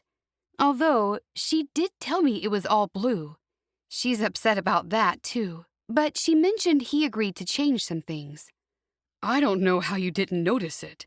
How could you be standing there and not see it? It smacks you in the face. I just hope everything will sort itself out, and quickly. I've never seen Hope so upset. She's normally calm and so self-controlled. Don't worry, the flowers will do it. Flowers won't fix everything, Matthew. Don't you like flowers, Cherish? Yeah, but if I was angry with a man and he gave me flowers without trying to sort out our problems, I'd hit him over the head with them. Matthew laughed. You'd keep a man sorted out, wouldn't you? I don't know. I hope I don't have to. If I had a man, which I suppose I will in a few years, he had better be perfect. That's all I'm saying. You'll be in for disappointment. The man you want doesn't exist. I've been told that 1 or 2 times before, but I'm pretty confident I'll get what I want. I always do. She saw how close they were to the orchard. Matthew was just about to turn the horse and buggy into the driveway. Just stop here. No, it's okay. I can drive you all the way up to the house. You can't. They don't know I left. Oh, that makes sense. What does? You sneaked out. Are they all in bed? They weren't when I left, but I hope they are now. Thanks for the ride. Anytime, Cherish. I might see you tomorrow. Cherish opened the door and jumped out of the buggy. Yeah, maybe. Good night, Matthew. Bye, Cherish. Cherish hurried up the driveway. She noticed 2 bedroom lights were on and the living room light. Her first stop was the barn, where she replaced the flashlight. Then she walked in through the back door into the darkened kitchen, hoping she wouldn't get caught. She peeked into the living room and saw Levi had fallen asleep, reading. The paper was on his chest and his head was back and his mouth open. He looked dreadfully uncomfortable. Mom looked very still, but all Cherish could see from where she was her head. Cherish moved closer and then saw that Mom was asleep too. She'd been knitting and it was falling off her lap. Cherish crept to the bottom of the stairs as quietly as she could. Then she glanced back at her mother's knitting. She couldn't leave her like that. She turned around and tiptoed over to her mother and slowly pushed the knitting back onto her lap. Wilma opened her eyes. What are you doing? You fell asleep. You nearly dropped your knitting, and I didn't want you to drop a stitch. I know how upset you get when that happens. Thank Cherish. Wilma looked her up and down. Haven't you gone to bed yet? I did, but I just came down to get a glass of water. Okay. Wilma looked over at Levi. Seems I wasn't the only one to fall asleep. I'll go to bed now. I didn't realize it was getting so late. Gute Nacht, Mom. Gute Nacht. Cherish hurried up the stairs, glad she'd gotten out of that one. Just as well her mother had been half asleep, or things could have been different. Chapter 20. The next day, they were closing up the shop in front of the house, as it was the end of another apple season. The cold weather was keeping customers away, so Mom and Levi had made the decision that it was time to close until next year.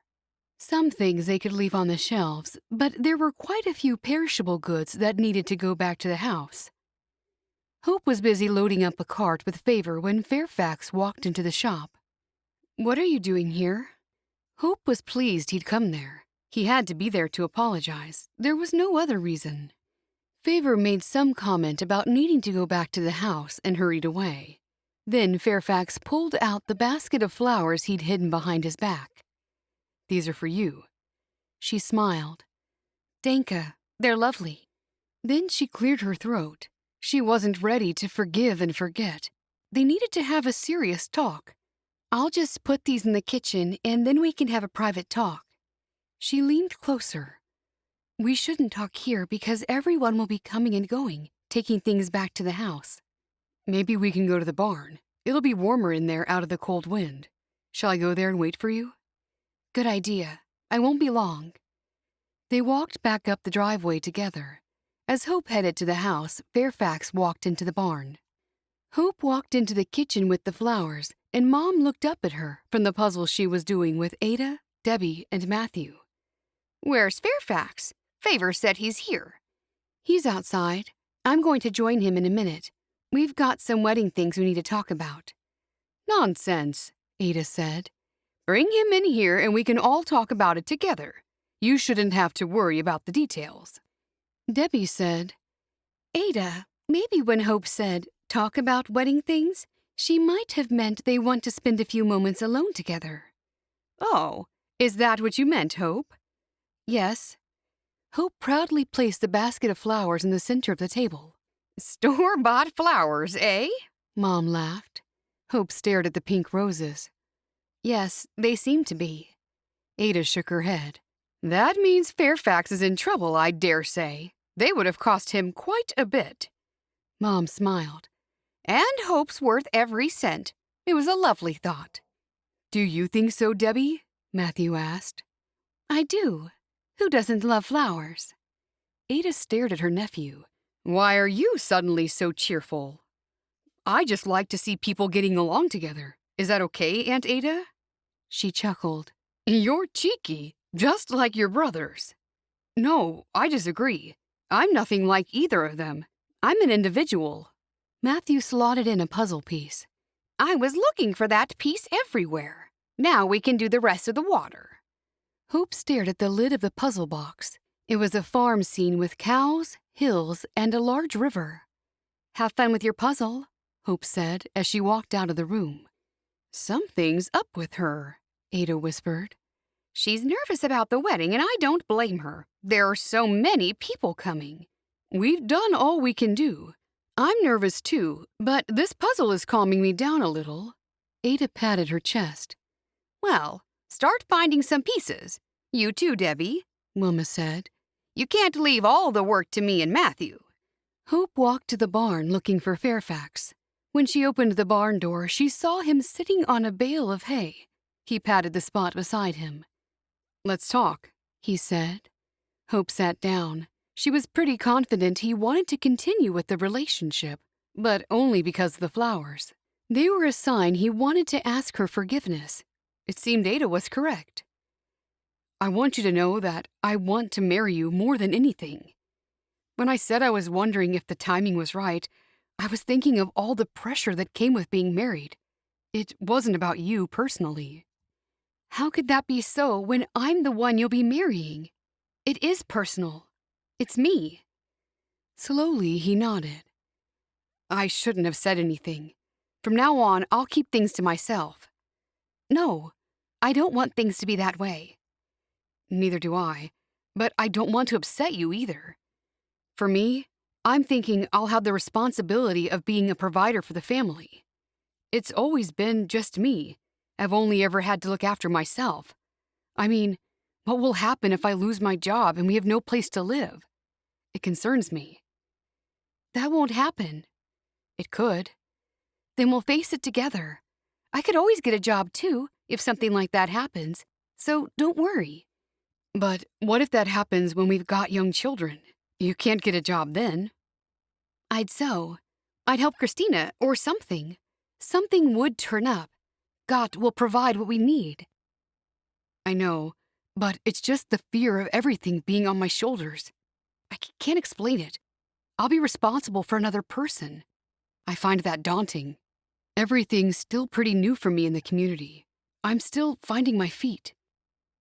I think I know what you mean now. His face lit up. You do? Hope nodded. So, do you want to delay the wedding for another year? He took hold of her hand. No.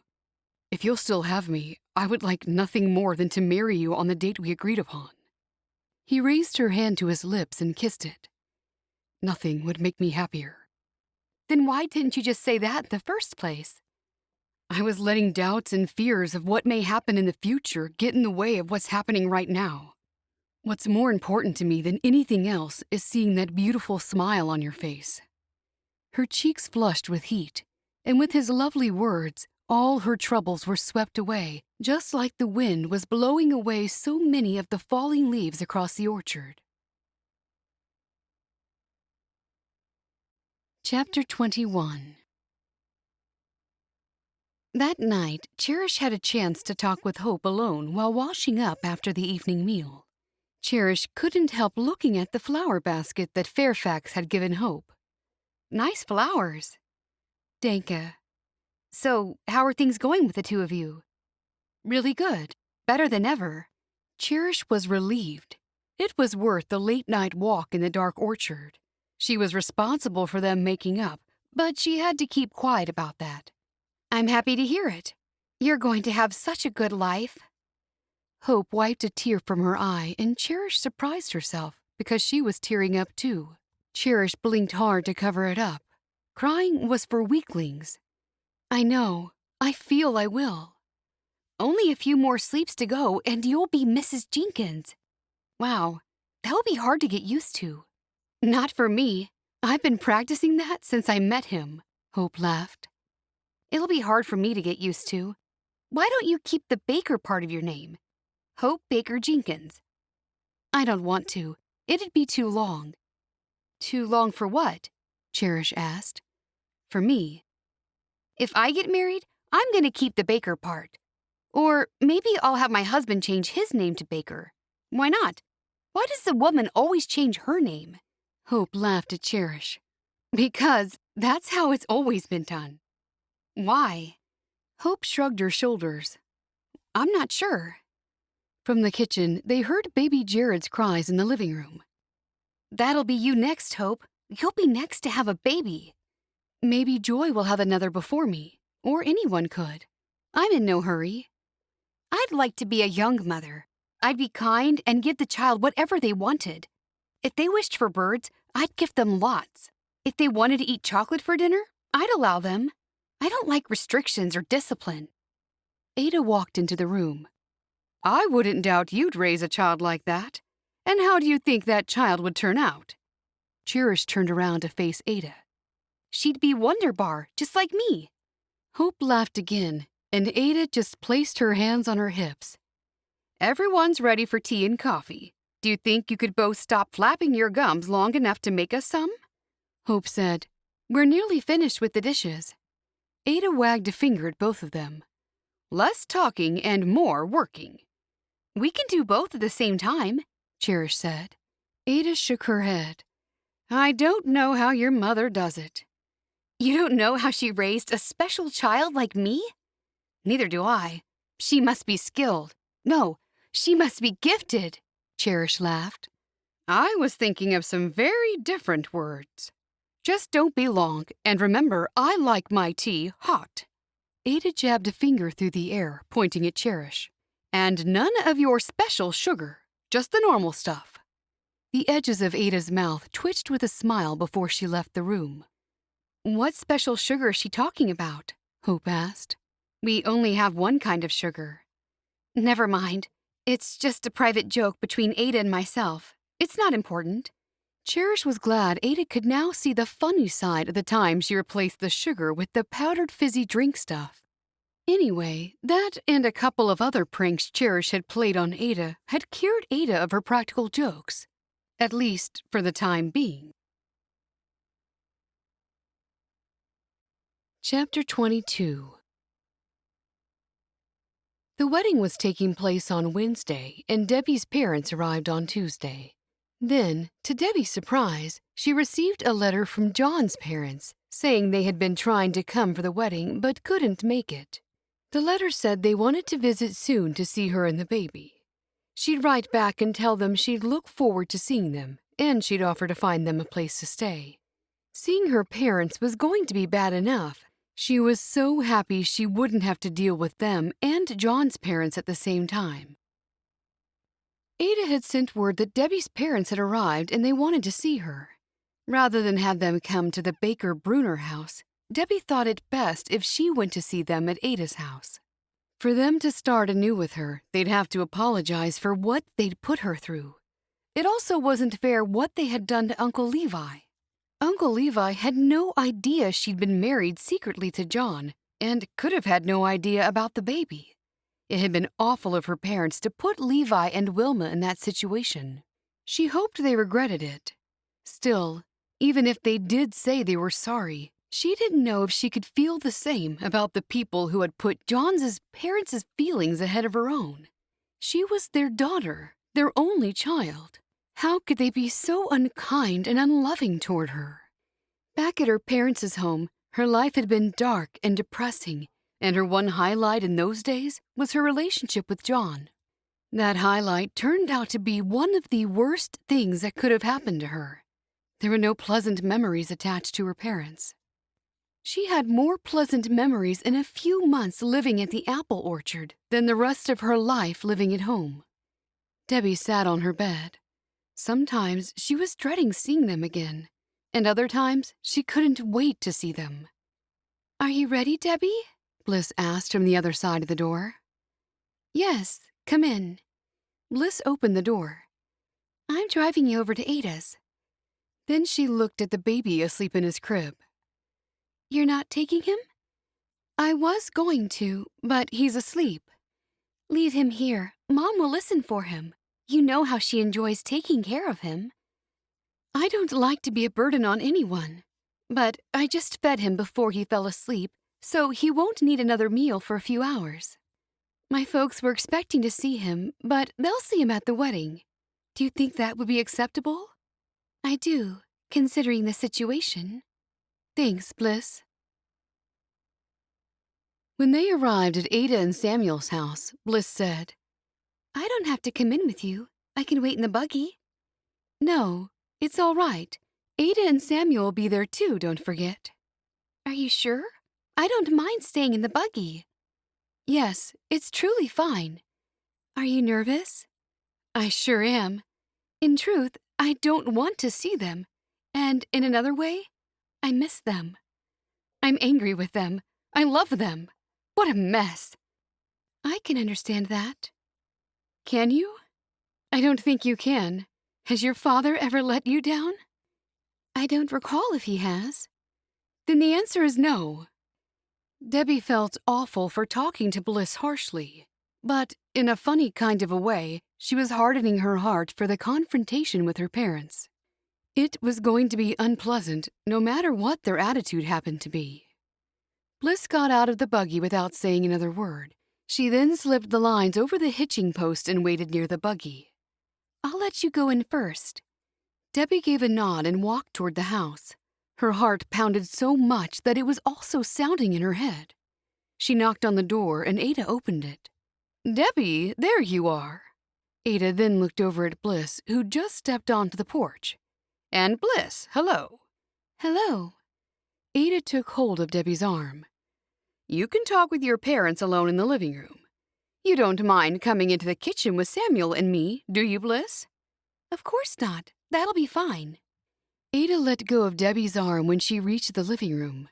Her parents were sitting close together on a couch beside a roaring fire. Her father stood up and she walked closer. Her mother just looked at her, and her face screwed up as though she was about to cry. Debbie swallowed hard and sat on the chair next to the couch. "Hello," she said in a voice that was more of a squeak. "Where's the baby?" her mother asked. "I was going to bring him, but he was asleep." "Is he okay?" Debbie was annoyed with that question. They can't have cared about her or Jared. They as good as tossed her out of their home to fend for herself. When she didn't answer, her father said, "Your mother and I are sorry for how we handled things." She stared from one to the other, hoping what they said was true. We were scared, Her mother explained as she wrung her hands in her lap. Scared of what? Her father said, "What you did. Marrying in secret was a sin."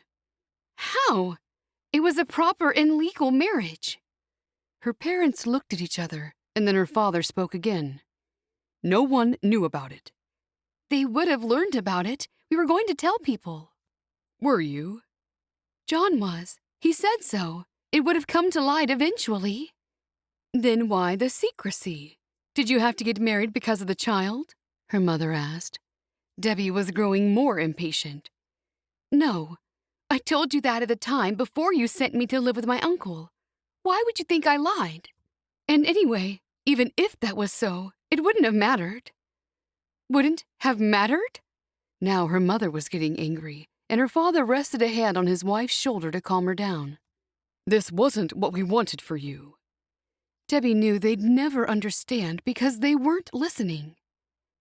I'll tell you once, and then I never want to talk about it again.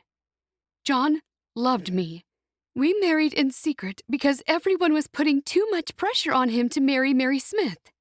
The day he got killed was the day he was going to tell his parents. How do you know he was? It pained Debbie to think about that part of her life. Because I told him if he didn't tell his parents, I'd come there that night and tell them myself. I didn't want the marriage to be a secret, but I stupidly went along with it. I regret making that decision, but the marriage was proper and legal, and more important, legal in the sight of God. Bliss sat in the kitchen with Samuel and Ada while drinking coffee and eating sugar cookies. They heard every word of the heated discussion Debbie was having with her parents. "Poor Debbie," Ada whispered. Samuel nodded in agreement. She's been through a lot. I can't believe he died so young, Bliss said. Who? Ada asked. John Botrager. Ada nodded. It was a tragedy. I do hope she'll find a man who makes her happy. What's happening with Peter White? Weren't the two of them spending time together? Samuel asked. Bliss nodded. They still are, but she didn't see him for a while after the baby was born. I think he came to the house a couple of days after. Now they're back to their regular get-togethers. Sounds like they're dating to me, Samuel said. I guess, but she probably doesn't want her parents to know that. If it were me, I don't think I'd want them to know anything about my life, Bliss said. Ada sighed. I do hope they'll be able to make amends. I don't think they went about things in the right manner, but they're still her parents. Does that mean she has to have them in her life, even if they only bring her grief? Ada's eyes grew round. I believe so. What do you think, Samuel? Bliss asked. I'd say every situation would be different. Debbie won't have to spend time with them because they don't live close. Levi and Wilma are happy to have her stay on with them. Ada picked up another cookie. I just don't want Debbie to have unforgiveness in her heart. It's a root of bitterness that will spread like a fire on a windy July day. I'm sure she'll be okay, Samuel said. How do you know? You don't know. You can't know. None of us do. Ada shook her head. We can let her know we're here supporting her, Bliss suggested. I just hope that will be enough for her. It's a terrible thing when a person of any age feels so much pain against their parents. I don't know. She's pretty tough and strong-minded. In what way? Bliss shrugged. Let's just say things work out for her, and she makes sure they do, even if she has to go to great lengths. Ada frowned. Now you'll have to tell me more. I don't see her as someone like that at all. Don't worry about it. Come on, Bliss. Is there something we should know? No, nothing you should know. Ada looked over at Samuel, and he said, Has she upset you in some way? I'd rather not talk about it. The past is the past. Bliss blinked hard so she wouldn't cry. Ada leaned over and patted Bliss's arm. You can tell me now, or I'll only find out later. All secrets get revealed, even when you don't want them to. It's not a secret. It's just something I'm keeping to myself. Forget what I said. I just wanted to reassure you that Debbie is stronger than you think. Poor girl. She's been through so much, but all her trials have given her strength. She's found out how to rely on God. Ada looked at Samuel once more. What do you think? I'd have to agree with you. Ada narrowed her eyes at her husband. You don't have to agree with me at all. You've got your own mind. What will Bliss think of me now that you've said that? Samuel chuckled. I meant I agree with you, even though I don't have to. Oh, okay. Then why didn't you say that? It's not hard. I'll do that next time, dear. Bliss reached for another cookie. There was nothing else to do except eat. They're quiet now. I'd say that's a good thing. Let's hope so, Samuel said. Chapter 23. Back at the Baker apple orchard, Cherish was amazed to get a letter from Malachi. She plucked the letter out of Mom's hands and said she was having a quick break from chores to read it. She didn't wait for her mother to reply before running up the stairs to her room. After she closed her door behind her, she threw herself down on her bed. She ripped open the envelope and unfolded the letter, staring down at the mess that was Malachi's handwriting. Cherish rolled her eyes. Typical, she said aloud. No one had ever taught him to write neatly. She could barely read it, and in his past letters, she'd had to guess some of the words. Since you're always complaining, I thought I'd write and tell you what's going on with the farm. Everything is pretty much the same, except I have a new pet. I won't tell you too much about him, but you can see him next time you come. I'm still getting along with Ruth. She even asked my help with something the other day, with a broken window. I had to fit the new glass into the frame. After that, she gave me a meal to take home. I ate it, too. Of course you'd eat it. What else would you do with it? She kept reading. Did you mention your sister's wedding to Annie? Because she keeps talking about it.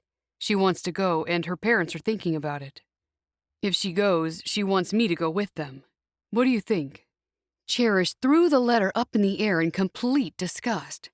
The letter didn't go far and landed at her feet. Didn't Malachi know that he wasn't a good match with Annie?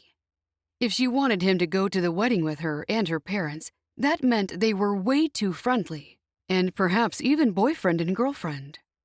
Carmel walked over and picked up the letter in his mouth. Cherish managed to grab it away from him before it was damaged. She wanted to read it first, and then, depending on what Malachi said, maybe Carmel could eat the letter. She sat on the bed and kept reading. How are you and your family? The best farm manager you ever had, Malachi. Cherish rolled her eyes. He was the best only because he was the only farm manager she'd ever had. He couldn't leave the farm and come to the wedding. Who would look after it? He could leave and have time off next time she went there. Yes, that would work. She ran into Favor's room, grabbed some paper from the pile that sat atop the small table she used as a desk, then ran back to her room. Sitting on the chair by the window and using her large Bible to lean against, she started her letter back to him. Dear Malachi, no, you can't come here. She stopped and looked out the window. That sounded a little harsh. He was a grown man. She couldn't tell him what to do. Besides, she already ruined things by inviting him to come to the wedding a while ago. Cherish continued the letter.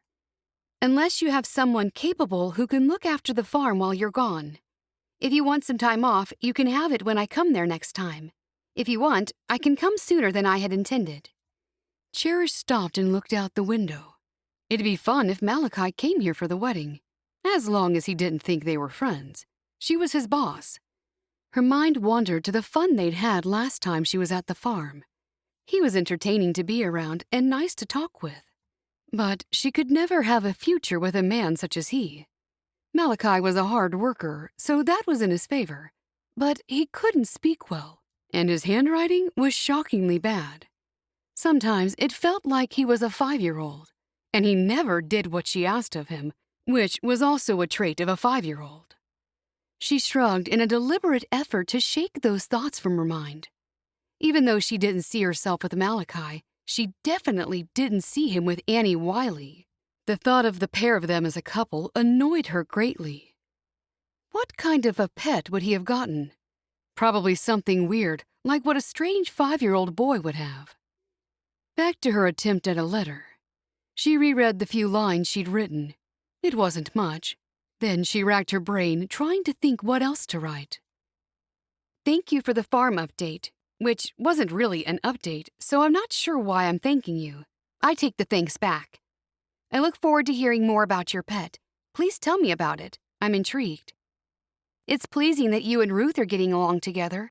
You're both alone, so you can help each other out since you're each other's closest neighbor. Cherish read that portion back and giggled at the word pleasing. It was not a word she'd normally use, but she didn't want to change what she'd written because that meant she'd have to take another page from Favor's stationery set. If Favor caught her, she'd never hear the end of it.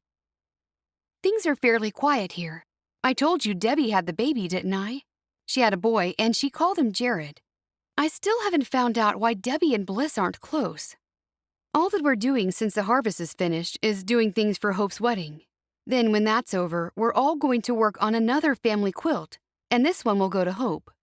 She figured he wouldn't be interested in quilts, so she thought about what might interest him. Levi bought another horse. My mother wasn't happy, but that's the horse I had to ride on to get help when Debbie was having the baby.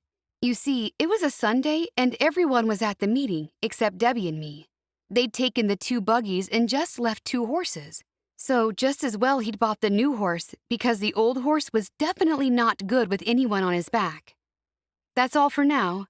Write back and let me know if you're coming to the wedding. Cherish realized there wouldn't be time enough for him to write back. Still, she didn't want to waste the page and didn't like to cross out what she'd written. It was one of her funny quirks, like never going back to the house after she left, even if she forgot something. She signed the bottom of the letter, folded it, and placed it in a stamped envelope. Then she addressed it, headed downstairs, and placed it on the hall table. Whoever was going out next could post it for her. Chapter 24. Debbie sat in front of her parents, enduring the awkward silence for a while. How are John's parents? They said they wrote to you. Her father stared quizzically at her. They did. They want to come here soon. I guess I should tell you that Jared will be named Jared Brunner. Her father smiled, and her mother looked worried. Do John's parents know the child won't carry on the Bontrager name? Her mother asked. They'll find out when they get here. They're visiting soon, they said. Her mother sighed. Oh, Debbie, I don't think they'll be happy with that. Won't you reconsider? No, it's done, legally registered. Brunner's a good name, her father said, still smiling. Her mother shook her head. They'll be upset. I can't live my life by worrying who I'll upset. I mean, I have to think of myself and my child and the life we'll have together. It doesn't feel right to use John's name when he insisted the whole marriage was to be kept a secret. Are you coming back home? Her mother asked. No, I thought I mentioned that. I'm staying with Uncle Levi. How do you expect them to keep you? She frowned at her mother. How can you contribute? By helping with the orchard. Debbie bit her lip before adding, I'm making teas to sell. Selling tea? Her mother shook her head. How does that work? Tea leaves. I'm making different blends and I'm going to sell them. Her father said, It sounds like you don't have any solid plans, but if they want to have you living with them, then that's up to them. Debbie was again disappointed with them. Couldn't they at least be encouraging about her tea idea? I think I could really make a go of it. I made some and Wilma loved it. It was really good. The best thing you can do is marry someone, anyone who will take you, her mother said. Her father nodded in agreement. There might be a widower somewhere who needs a housekeeper. You want me to marry some widower I don't know so I can keep his house clean? And he might have children you can look after, too, her mother added. Debbie couldn't sit there and listen to them for 1 minute longer. I have to go. Wilma and the others need me to help clean before the wedding tomorrow. She stood up. Both her parents stood too. I'll see you tomorrow, Debbie said. Ada appeared in the room. Are you going now, Debbie? Yes, I am. Bliss walked in from the kitchen and said goodbye to everyone. Then both Debbie and Bliss walked out of the house. How was it? Bliss asked as she closed the door. About what I expected. They want me to find some old widower with children so I can look after them and keep his house clean, too. Marry a stranger, they said. Bliss took up the lines and both of them climbed into the buggy. I'm sorry to hear that.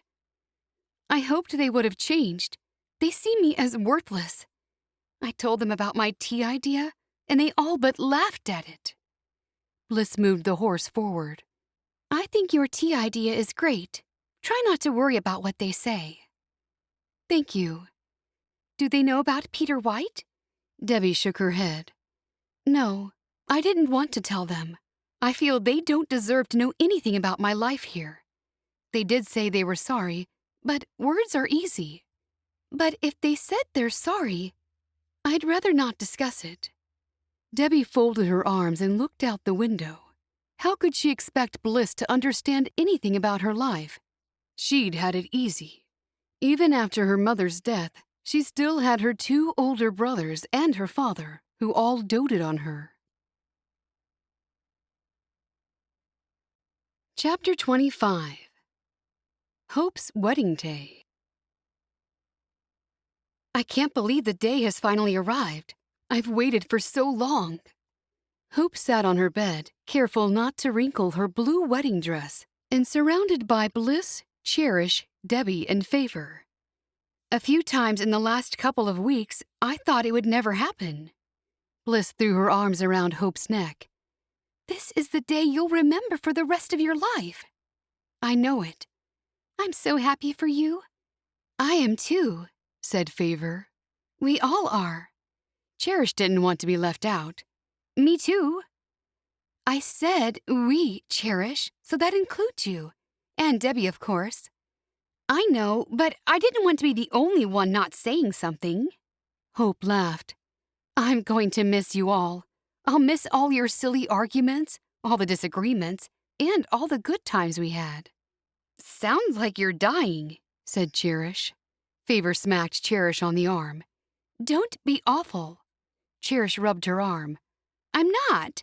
Then Cherish said to Hope, I'm ever so glad you and Fairfax sorted everything out. Me too. I always thought we would, but that doesn't mean I wasn't horribly nervous about it. Favor moved to look out the window. There's Krystal arriving with Gertie. I'll go down and see her. No, stay here, would you? I want all my sisters here with me until I go downstairs. Okay. Cherish could see that Favor was trying hard to act like she didn't mind. She moved to stand at the window with Favor. Wow, there are so many people. Look at all the buggies. She glanced back over her shoulder. Are you nervous, Hope? I am now. Hope placed her hand over her stomach. I wish you hadn't said anything about so many people. 1,000,000 butterflies have been let loose in my stomach. I'm beginning a whole new life today. A new life as Mrs. I'm really sorry. What's his last name again? Debbie asked. It's Fairfax Jenkins. That's right, Jenkins. You'll be Mrs. Jenkins in just a few hours. How does that feel? Hope laughed. Cherish said that yesterday. That will be strange. Favor was still glued to the window. Now there are cars out there. That will be Fairfax's parents, and some of his relatives are coming too. I didn't think he had any. He doesn't have many, just a handful, and they're not really close relatives. But they're still coming to the wedding. I'd say they'd be coming for the food, Cherish said. Favor gave Cherish a dig in the ribs. That's not very nice to say. They're coming to see Hope and Fairfax get married. Okay, they're coming to see that and to eat the food. Bliss laughed and told Hope, just ignore Cherish. You know what she's like. Yes, I do, and I'll miss her, and I will miss all of you. You sound like you're going across to the other side of the world. You're only like a 10 or 15-minute walk away, not even that. I could probably run there in 2 minutes, Favor said. Yeah, You could get there in 2 minutes if you flew, Cherish laughed. Maybe you could teach Tommy or Timmy to be like a carrier pigeon, and then we could send messages back and forth to Hope, Debbie suggested. The girls all laughed. There's an idea, Cherish said, still giggling. Have you met Fairfax's parents before? Debbie asked Hope. Yes, many times, when they lived next door. They're really nice, Cherish said. They would be nice because Fairfax is nice, Bliss commented. A few minutes later, Mom and Ada walked into the room. Look at you, Hope. You look simply beautiful. Thank you, Mom. You do, added Ada. Thank you. I hope Fairfax will think so. Of course he will. This is such a happy occasion. Ada wiped a tear from her eye, and Wilma put her arm around her. Cherish wanted to laugh, but had to stop herself. Everyone was being so overly dramatic. They were acting like Hope was moving to the other side of the world. Then Cherish thought about herself. Everyone had someone special to be near all day. Favor had Krystal, Mom had Ada, Bliss had Adam, and even Debbie had Peter White. She had no one. I only wish Vanilla could have come. Why did her father have to get sick? Ada sneered. He can't help it. I suppose you think it was selfish of him, do you? I know he can't help it, but they still could have allowed her to come here. Well, maybe they needed her there. Maybe she had to do the chores while the mother was looking after the father. Who knows? A grim look appeared on Mom's face. This is Hope's day, Cherish, not yours. Your time will come, and we will make sure that nobody takes the attention off you. What do you want for this day, Hope? Asked Ada.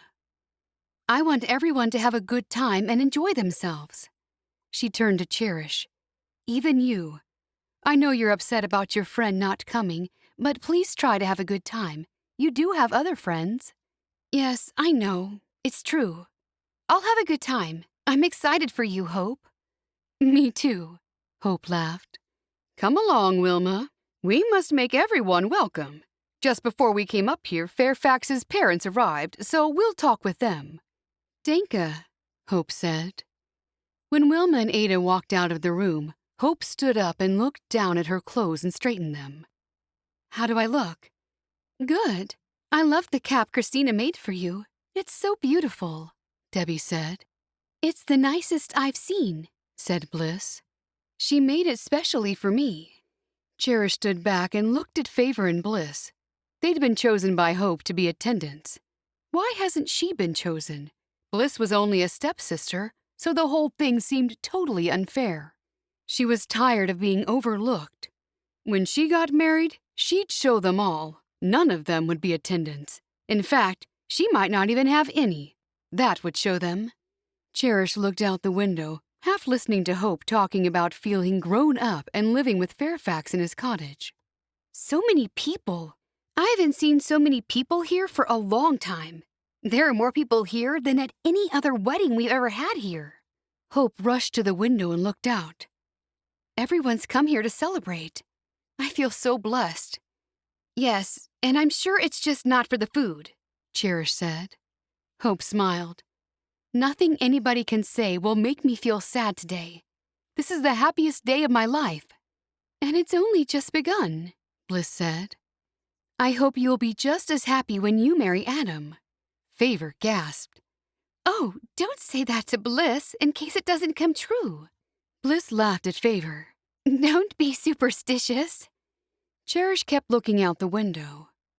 There's Annie Wiley. I don't believe she's here. I mean, she only knows me and Ada, and Samuel. Maybe she met Mom once. I can't remember. But still. Who's she? Bliss asked. The one who makes the gingerbread houses. He would have heard Ada talking about her and her mother. Such a long way to come. How lovely of them, Hope said. Cherish was staring out the window, wondering if Malachi had come. If he had, then maybe she'd have him to talk with and stay close with for the day. That was, if Annie wasn't hovering around him. Didn't you say Malachi was going to be coming with them? Favor asked. He mentioned he would try, but you never know with him. Should we go downstairs? Debbie asked. Oh, it's Eric Brosley. He's here too. To make us work? Favor asked, wide-eyed. Cherish laughed. No, he's all dressed up in a suit. Hope moved to the window once more and looked out. So nice of him to show up. I wanted Mercy and Honor to come, but they're not here. You would have known about it if they were coming. Hope nodded. Yeah, but I saw Ada and Mom whispering lately, and I thought maybe they were going to surprise me with them coming. Cherish laughed again. They've always got their heads together whispering about something. You just hoped they were going to surprise you. I guess that was it. It would have been nice if they were here. It's been so long since any of us have seen them. It would have been a nice present for me. Hope looked so sad that Cherish wanted to take her mind off their older sisters not being there. So, what did you and Fairfax talk to the bishop about last night? Just the usual kind of thing about respecting each other. That's all. And what else? Hope shook her head. I can't tell you everything. Then you'll have nothing to find out about when you get married. What if I don't get married? Don't worry, you will. Hope leaned over and gave her a quick kiss on the cheek. Cherish wasn't worried. Hope had missed her point. Why was it assumed that everyone would marry or die trying to marry? Maybe all those women didn't have money, but she had a farm, paid for outright, thanks to Aunt Dagmar. Thanks to their father's will, she also had a share of the Baker apple orchard and a lifelong home at the orchard if she ever needed it. She'd never need a man to provide for her. Marriage is such a lovely thing, Favor said. It's obvious why men marry. They want someone to cook their meals and keep the house. Everyone gasped and looked at Cherish, making her feel bad. I mean, after they fall in love, of course. I should think so, said Bliss. Sometimes you meet someone and like them so much you want to see them every minute of every day. That's why people marry. Of course it is. Cherish smiled so no one would get mad at her. I'm just sad that Dot's not here with us. He would have loved to have met Fairfax and see us get married. Oh, don't cry, Hope, Bliss said as she leaned forward to give her a hug. Then all the girls gathered around her for one big group hug. Mom interrupted when she came to tell everyone it was time to go downstairs. Cherish let them all go out, and then she sat on the bed. She was also sad about her father, and sad about Aunt Dagmar. If only Dagmar were alive today. She'd been so much younger when Dagmar had died that she never thought to have meaningful conversations about life with her. Such things had never entered her head back then. Now, she had no one who understood her, and no one who wouldn't judge her thoughts. Debbie walked into the room. Come on, Cherish. You and I will stick together today. Cherish smiled and stood up. That sounds good to me. They linked arms and walked down the stairs together. Once they were downstairs, they walked over to the back and sat down on one of the benches. Debbie whispered to Cherish, I hope Jared doesn't wake up. We don't want crying in the middle of the wedding. Cherish answered, I'm sure he'll sleep through. She looked at Fairfax. Look at Fairfax. He looks so happy. He's jumping from foot to foot. Debbie looked toward him. He's not jumping. No, I meant shifting from side to side because he's so nervous. Cherish sat there and looked at Debbie and was sure she looked sad. Don't worry, you'll have another wedding one day. I'm sure of it. And it'll be a proper one. Debbie looked at her and smiled. Thanks, Cherish. We'll have to wait and see. And speaking of your next husband, have you seen him yet today? Debbie laughed and whispered back, If you mean Peter, he's over there in the second row. While Cherish was looking for Peter, her gaze landed on Annie Wiley and her parents. Now it was obvious that Malachi hadn't come with them. She had hoped he might have surprised her. Cherish saw someone waving at her and looked over. It was Matthew. That was embarrassing. Cherish gave him a polite nod and looked away. Seems you have an admirer, Debbie whispered. I'm sure he likes everyone. He almost admitted to liking Krystal the other day. That's so off-putting. Doesn't he know that? I know. You want to feel special and that the man only likes you. Cherish made a face. Something like that. Not me, but I'm guessing you're speaking in general, like any woman would want that. That's right. Then, all eyes were on Hope as she walked from the back of the room to the front. Cherish swallowed hard. It was lovely to see Hope marrying Fairfax. They were perfect together, and it felt good that it was all due to her. If she hadn't told Fairfax that Hope was upset, he never would have known. Who knows what would have happened? Matthew was the only one who knew she'd talked to Fairfax. She'd have to tell him it was her good deed for the month. Forget doing 3 good deeds a day.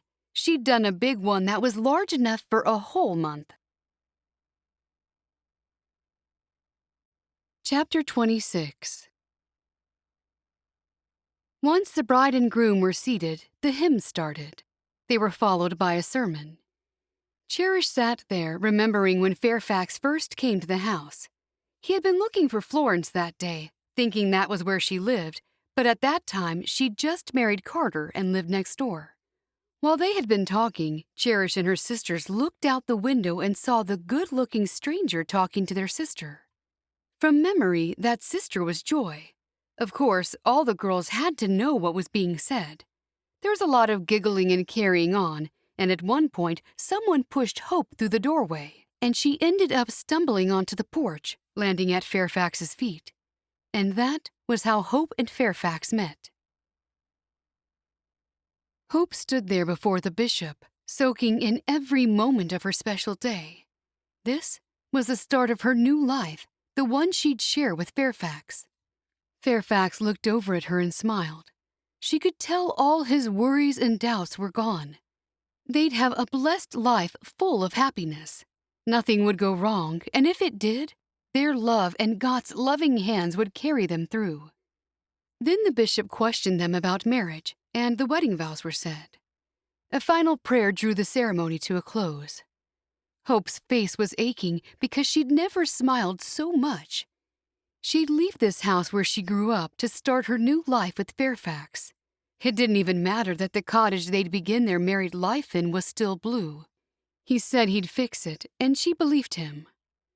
Hope and Fairfax faced each other as everyone got up from their seats. She couldn't wait to kiss him and have his strong arms around her. The unspoken words in his eyes said he felt the very same thing. Cherish felt a certain sense of relief for Hope. This was what she wanted, and it had been a long time coming. The women who were working in the kitchen suddenly got up, and Mom signaled Cherish to come and help. With excellent timing, Jared let out a yell, and Debbie went up the stairs to him. As the women worked in the kitchen, the men rearranged the benches and the tables that had been specially brought in for the event. The bride and groom had a special bridal table for themselves. Cherish loved the buzz of excitement in the kitchen as the women chatted and laughed.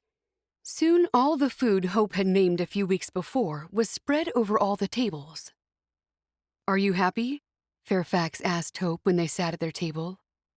"More than happy." "I'm glad. That's what I like to see. I'm sorry about the last few days." "No, I'm sorry. I was just worried that you'd changed your mind. I'm so happy I was wrong." "I've got a surprise for you later." "What is it?" He grinned. "You'll have to wait and see." She placed her hand on his arm. "Tell me now. I'm hopeless at waiting." "I can't. I'm sworn to secrecy until tonight. I will tell you before we leave. Now, forget I said anything and let's enjoy the rest of the day." "Okay." Debbie walked over to the crib and picked Jared up. As soon as his head was against her body, he stopped crying. "You did a good job. You slept through the whole service. Hope is married now. Next time you see her, she'll be an old married lady." Debbie always chatted away to Jared. Mostly it was nonsense, but she was sure he liked to hear her voice.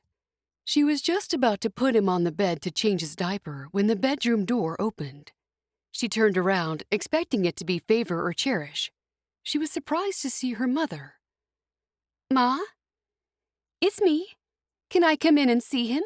Ada told me which room is yours." "Yes." Her mother walked forward, taking slow, tentative steps. Then her face beamed with delight when she saw Jared up close. "He's beautiful." Debbie kept quiet.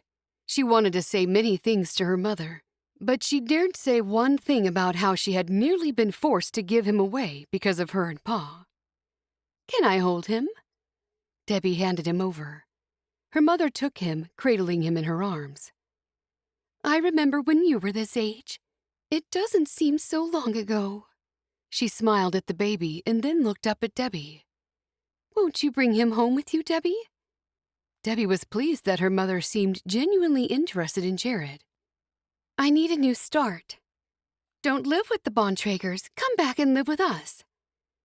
"The Bontraegers are coming here soon," they said. "I'll talk with them about it when I see them." Jared started crying. She handed him back. "He wants his mama." "He needs his diaper changed, and then I'll feed him." "I do hope you'll reconsider what we said about marrying a widower. I'm told they make better husbands. Wilma herself married a widower, not once, but twice. I'm sure there'd be some men here today that might take on a woman with a young baby." "I'll be fine. I'm worried about Jared, too." "No need to worry about either of us. We'll be okay. I'll come down and find you when he's fed. Okay, Ma?" "You want me to go?" Debbie nodded. "I like to feed him in silence." "Your father and I will come back here tomorrow to spend the day with you. Then we're going home early the next morning." Her mother promptly left the room. Debbie began the diaper-changing routine. Had her mother asked anyone if she could spend the whole day there? They'd all be busy cleaning up, and no one would have time to sit around entertaining them all day. Christina was in the kitchen until Ada told her to go and sit down. "Look at you, Christina," Ada said. "You look like you'll give birth any moment." Christina looked down at her belly. "I know. I'm 2 weeks overdue already.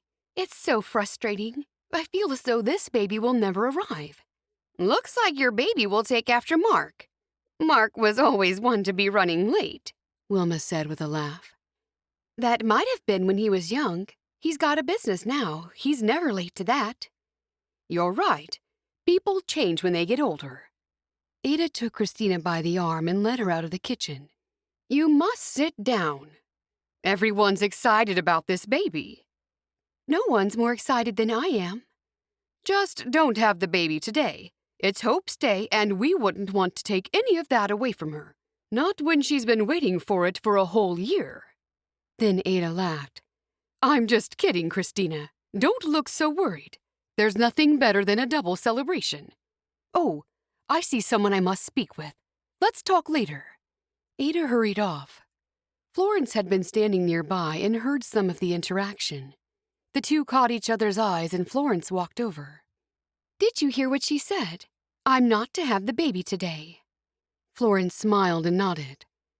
"I heard. Do you think she really meant it?" She said she was joking, but who knows with Ada? Florence knew that many people used humor and jokes to hide how they really felt. She wasn't going to share her thoughts with her very pregnant sister-in-law and friend. "Is Carter here?" Christina asked, looking around. "Yes, he came. He said he couldn't miss one of the Bonnet Sisters getting married." Christina opened her mouth in shock. "That's what he calls them. He claims he used to watch us girls drive past in our buggy and used to say to himself, 'There go the Bonnet Sisters.'" "It's so weird that he moved right next door." "Not really. He did it deliberately to be closer to Wilma. What is nice is that Fairfax and Hope have always lived side by side, and both of them were raised on orchards." Christina put her hand on her belly when her baby kicked hard. "I know. It's a nice story for them to tell their children, especially since Fairfax joined us." "It's all worked out so well for them. It's a true romance." "Ada and Wilma and I did agree to put our differences aside. Since then, things have been better between us." "That's good. They do mean well," Florence assured her. "I'm sure they do. They just, in the past, have said some awful things, but I'm putting that behind me and looking ahead. Ada will always be around, And Wilma will be the baby's grandmother. Step-grandmother, Florence corrected. They both laughed, knowing how Wilma had always made sure to add the word step in regard to her stepchildren. How are you feeling? Florence asked. About the same. Fed up. I've had enough. I've already waited 9 months. Every day feels like another month. I know. It's hard in the last days. And I never knew kicks could be so painful. They weren't like this. Christina's voice trailed off. Florence knew she was thinking about her first pregnancy with the daughter she put up for adoption. Florence put her hand on Christina's arm. I do believe you'll see her again someday. Christina's eyes filled with tears. I hope you're right. That is what I pray every day. God was gracious to give me another child. I had to wait a long time, but now the hole in my heart will fill a little. She put her hands over her belly. The love I feel for this child has already helped my aching heart. But no one and nothing will replace the longing I still hold for my first child. I understand. I'm through with blaming Wilma, though, for her part in that whole process. In the end, it was my decision. I didn't have to take her advice. She shook her head. I don't know how we got to talking about that. We should be celebrating today. Hope has waited longer to marry Fairfax than I've been carrying this baby. And believe me, that's a long time. Florence laughed. They're both so happy now. I feel responsible for them meeting and marrying. Yes, it was all due to me. Was it? I didn't know that. It's true. A couple of years ago, he came to the door of the main house of the orchard looking for me. Why was he looking for you? I can't remember now. Probably something to do with the orchard. Anyway, he met the girls, and I believe he had an instant attraction to Hope. Christina laughed. So you're claiming it was because of you? I do, Florence smiled. Oh, did you and Mark hear that Miriam is having twins? Yes, I'm so happy for her. I'm sad they couldn't make it here. Earl told me they'll come with the twins when they're old enough to travel. I can't wait to meet them. I don't think we have any other twins in the family. You're not having twins too, are you? Christina looked down at her belly. I know it looks like it. Everyone's asking me that, but I'm only having one. The midwife assures me there is only one heart beating in there. I would have loved to have twins. I don't know how anyone manages with twins. I have enough trouble with one. I guess it will be easier in the new place. We're busting out at the seams where we are now, and it's hard to childproof. We're on our toes all the time now that she's walking and opening cupboards. I know. Thanks to Iris, I've seen what that's like. When I look after her, I block off the kitchen and we both stay in the living room. She can't do much damage there. When the baby kicked again, Christina put her hand over her tummy. I think I need to sit down. I'll sit with you. Chapter 27. In the middle of the afternoon, Cherish was able to leave the kitchen. She'd spent the last hour side by side with Annie, while Ada talked non-stop with Annie's mother. Cherish couldn't wait to get away. It was strange that Annie had not said one word about Malachi. Cherish was determined not to ask about him. Cherish walked outside into a crowd of people under a huge tent. Gas heaters lined every side to keep the warmth in. Then, Cherish saw a familiar figure heading away from her. She walked closer and was sure she knew who it was. He didn't even tell her he was coming. That was so typical. She ran up to him from behind and she covered his eyes. "Guess who?" she asked in a sing-song voice. The man spun around so fast her hands were pushed out of the way. Then deep embarrassment set in. This man was a total stranger. "Oh, I'm so sorry." The man continued to stare at her as though there was something wrong with her, a grin trying hard to break through his stern expression. She swallowed hard. "I thought you were my friend. You look exactly the same. Not the front of you, just your behind. I mean, not your behind. I mean, your face is different." She realized she should just shut her mouth. He gave her a nod and walked away chuckling. She was sure he thought she was a bit crazy. Cherish could feel her cheeks burning. She'd been so happy when she thought it was Malachi come to surprise her. She looked around, hoping no one had seen that interaction. It was then she noticed Matthew sitting on the ground and leaning back against a tree, looking bored. She walked up to him. He smiled when he saw her coming. "Hi, Cherish." Hi. It's sad your parents couldn't come. "No surprise. They don't like to go anywhere. I'm different. I love going places." It's nice you could stay for the wedding. Are you going home soon? "Yes, I'll book a car and a driver tomorrow, and I guess I'll be going home in a couple of days. Unless..." He looked up at Cherish from under his dark lashes. Unless what? "Unless someone gives me a reason to stay." Cherish frowned. What about Krystal? She might give you a reason. She's a bright girl and lots of fun." He laughed. "Why would you say that? I know you don't care for her. Thanks for trying to push her onto me." Cherish laughed. I think she secretly likes Eddie, the beekeeper. He's an Englisher. I don't know how that's going to pan out." He laughed. "You'll have to keep me up to date on everything when I go home. It's so boring there compared to here. Nothing ever happens." You're not staying on? Working here? He rubbed the back of his neck. "There's not much work around at this time of year. I might come back when the weather warms up." I'll write to you. "I'd like that." Then Cherish noticed Debbie's mother sitting alone. Now was her chance. I'll talk to you later. She left Matthew and hurried over and sat next to her. Hello, I'm Cherish, the youngest daughter of Wilma. "Hello, Cherish. I'm Pamela." Hi. Pamela just looked at her, and then Cherish didn't know how to raise the subject of why Debbie and Bliss didn't get along. We love having Debbie here. "That's good, because it seems she's happy to stay here." Isn't Jared delightful? Cherish asked. Debbie's mother smiled. "He is. I saw him for the first time today." Cherish swallowed hard. There wasn't much time. Someone was sure to interrupt them soon. As I said, we love having her here. But it's sad what's happened between Debbie and Bliss. "What happened?" I don't mean now. I'm talking about in the past. "Oh, that was a long time ago. I think they've both forgiven each other for that. There was some misunderstanding. At least, that's what we thought." Cherish had been right. There was something. But how would she find out more? So, Debbie told you about it at the time? Back then, she used to confide in me. Things have changed now. I'm surprised by Bliss. The boy was closer to Debbie's age.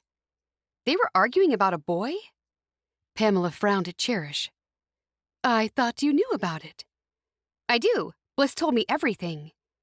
At that moment, Ada came hurrying over. "Pamela, are you ready to leave? Samuel says we have to go now." "I'm ready. I'll just find Debbie and say goodbye and make arrangements for tomorrow." "What's happening tomorrow?" Ada asked. "I'm here for 2 days. 1 day for the wedding, and I thought we'd spend tomorrow with Debbie. We've come all this way." Pamela walked away from them. Ada stared at Cherish. "What did she say to you?" Cherish shrugged. Nothing much. She was just talking about when Debbie was younger. Ada turned around and followed Pamela into the house. Cherish sat there, wondering why Bliss or Debbie hadn't told anyone about the argument. If she had to have guessed, she might have thought that a boy was what it was about. Now, she had to know more. With people starting to leave and Bliss talking to Adam, Cherish took the opportunity of everyone being occupied. She hurried up the stairs into Bliss's room, and then she closed the door behind her. Thankfully, Bliss's bedroom was on the other side of the house, so no one would see when she switched on the gas light. What she needed was a diary or a journal. Surely if the event had upset her so much, she would have written about it. Cherish started at the chest of drawers and searched through each drawer. All she found were neatly folded items. Bliss sure was neat and organized, annoyingly so. She moved on to the closet. Still, nothing, and nothing on the top shelf.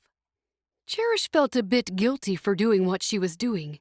But if she knew exactly what had happened between them, she could help mend the rift between Debbie and Bliss. The end would justify the means. Then she moved to the bed. Under the bed, she found a box. "Here it is," she said as she opened it. "Something's got to be in here." Then she was upset that there was nothing but a bundle of letters. She was just about to close the lid when a thought occurred to her. Why hide letters unless there was a secret involved? All the letters were from an Abigail Troyer, and all were from a post office box. That was odd. Who used a post office box? She opened the first letter and looked at the end. It was signed, Love, J. Love, J? There was no J in the name Abigail Troyer. She put that letter away and opened up another, and then another. They were all signed the same. Cherish gasped when she saw the post office box was from the same town as Debbie had come from. Was this the man Debbie's mother was talking about? Cherish opened the bottom letter of the pile. It was dated 3 years ago. Then, without reading the contents of the letter, she read the top letter. It was from a few months ago. Cherish gasped. Then she had to read it. Jay was asking her to visit again. Then Cherish sat on the bed. Wait a minute. What about Adam? Bliss had been dating Adam and wanting to marry him, when all along she was getting letters from another man. This was scandalous. Bliss was so sweet and nice. I'd say Adam wouldn't know about these letters. Cherish shoved the letter back in and placed the box back under the bed. This was awful. She felt just like she did when she'd been snooping in her mother's room and found her father's will that, from Mom's perspective, was never supposed to exist. With the box in her hands, Cherish walked over to the window and looked out, making sure no one was on that side of the house. No one. It was all in darkness. Cherish knew she had a big decision to make. No, this was one secret that would stay a secret. Surely there was a reasonable explanation why Bliss was getting letters from a man who was pretending to be a woman, hiding the sending address with a post office box instead of a house. The content of the letters made it clear they were from a man. There was no doubt about that. Cherish knew she had to let it go without learning the full story. That wouldn't be easy. And besides, the letters probably weren't going anywhere soon. They'd always be there if the temptation was too much to bear. She could slip into Bliss's room when she wasn't home and learn more about them, and possibly work out who this J person was. For a second time, she pushed the box back under the bed. Then she hurried from the room and back down the stairs before she was missed. Chapter 28. Ada and Wilma stood in the doorway of the kitchen, watching Fairfax and Hope. "How do you feel now, Wilma? I remember when Hope was just a small babe in your arms." "I know. It doesn't seem so long ago. Now she's grown up and married. I've been thinking about it for the last few days. You have a helpless baby who can't do anything for themselves, and then they grow into an adult with their own mind and their own thoughts." Cherish came up beside them. "It's strange they don't have someone else's thoughts." Ada flicked her with a tea towel. "Ow, that hurt." "Your mother was being reminiscent." "You mean she was reminiscing?" Cherish said. Ada flicked her with the tea towel again, but this time not as hard. Cherish frowned at her and rubbed her arm. Ada said, "What you and I said was the same thing. Even if I was wrong, you don't correct people. It's rude." Cherish pouted, wondering how she was being rude, and it wasn't rude for Ada to keep attacking her with the tea towel. "We're listening, Wilma. Do keep talking. I like to travel down memory lane too, especially at times like these. A wedding is a huge thing in someone's life." Mom slumped against the wall. "It's going to be a lot quieter without Hope around." "We have Debbie and the baby," Cherish said, ready to duck away from Ada if she decided to flick her again. "I know. It's pleasant having them here. Everyone's growing up. Look at you, Cherish. You're nearly fully grown." Cherish stood tall. "I'm already taller than you and Ada." Ada moved to stand next to her, and they both stood as straight as they could. "I think I'm still a little taller. What do you think, Wilma?" "Nay, Cherish is taller. Cherish smiled. It's only because she wears her prayer cap too high. It's all cap. It's not her head. Cherish touched the top of her cap. That's my hair and my head. It's not too high at all. Ada's lip curled. Disagreeing with people all the time is almost as bad as correcting them. Maybe I should never talk again. Would that be better? Yeah, that would be a wonderbar idea. What do you think, Wilma?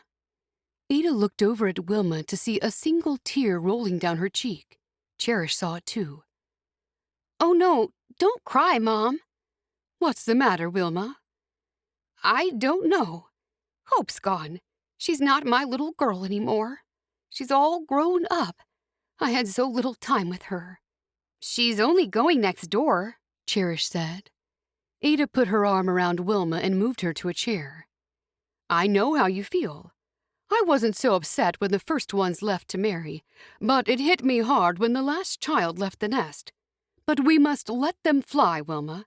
They must use their wings and fly. Cherish sat down on the other side of Wilma. I'm still here. We're trying to cheer her up, Ada said, not make her feel worse. Mom gave a little laugh at Ada's comment. I suppose I'll soon have the house full of grosskin. You will. There are so many things that are going to happen in the future. You have 6 girls, so... Ada counted on her fingers. If they only have 3 each, that's 18 grosskin. That is a lot, Wilma sniffed. And there's Debbie and Bliss. They're part of the family. Oh, and Florence. Ada, you didn't count Florence, Cherish said. Or Mark and Earl. They're adding babies to the family, too. No, I didn't. So you see, Wilma, everything is working out fine, just how God has meant it to be. God found a man for Hope early. That's better than finding one for her late. Some poor women never find a man who suits them, and they grow up old, lonely, and bitter. Cherish frowned. She didn't agree with that at all, but she kept quiet because Mom was looking happier. Mom sniffed again. I'm just being silly, I suppose. I just can't help feeling sad. I'm sad, Cherish said. With Hope gone, it's less people to do the chores, but she'll still be working in the orchard, so I guess that's something. Ada said, They're all married now except you, Cherish, and Favor. And Bliss, Cherish added, pushing those letters she'd found out of her mind. I'm counting Wilma's 6 children, not her stepchildren. 2 left. So who will their husbands be? Any predictions, Wilma? Cherish knew Ada was trying to shift her mother's focus. Still, Cherish wanted to block her ears. Wilma answered, I haven't given it any thought. Well, I have. No, Ada. I want Cherish and Favor to stay here as long as possible. Don't you go matching them with anyone. Wait, did I hear you say you want Cherish staying here at the house for a long time? Yeah, that's right, and Favor. Okay, if that's what you want. It is. I think Mercy and Honor married far too young. Yeah, but they're happy and it all worked out. Why do you keep saying they married too young, Wilma? Nothing. Wilma shook her head. It's nothing at all. It's just hard going from a full house to an empty house. I've discovered I don't like an empty house. I like a house full of girls with laughing and squabbling? Ada asked. Well, not so much that part. Cherish was totally bored now, and things would get worse. All she could see when she looked around was mess. Who would clean it up? She would, along with Bliss and Favor, while Mom and Ada ordered them about. It would take at least 2 or 3 days to get the house back to normal. But now that she knew about Bliss's stash of secret letters, how could anything ever be normal again? There was only one solution. She had to get to the bottom of it. It was 10 in the evening and people were starting to leave. How are we getting home? Hope asked. Fairfax smiled at her. In my buggy, how else? I thought we might walk. It's freezing. I know. Are you ready, Mrs. Jenkins? She laughed. I am. We'll just have to say goodbye to everyone. The two of them went around to everyone and said goodbye.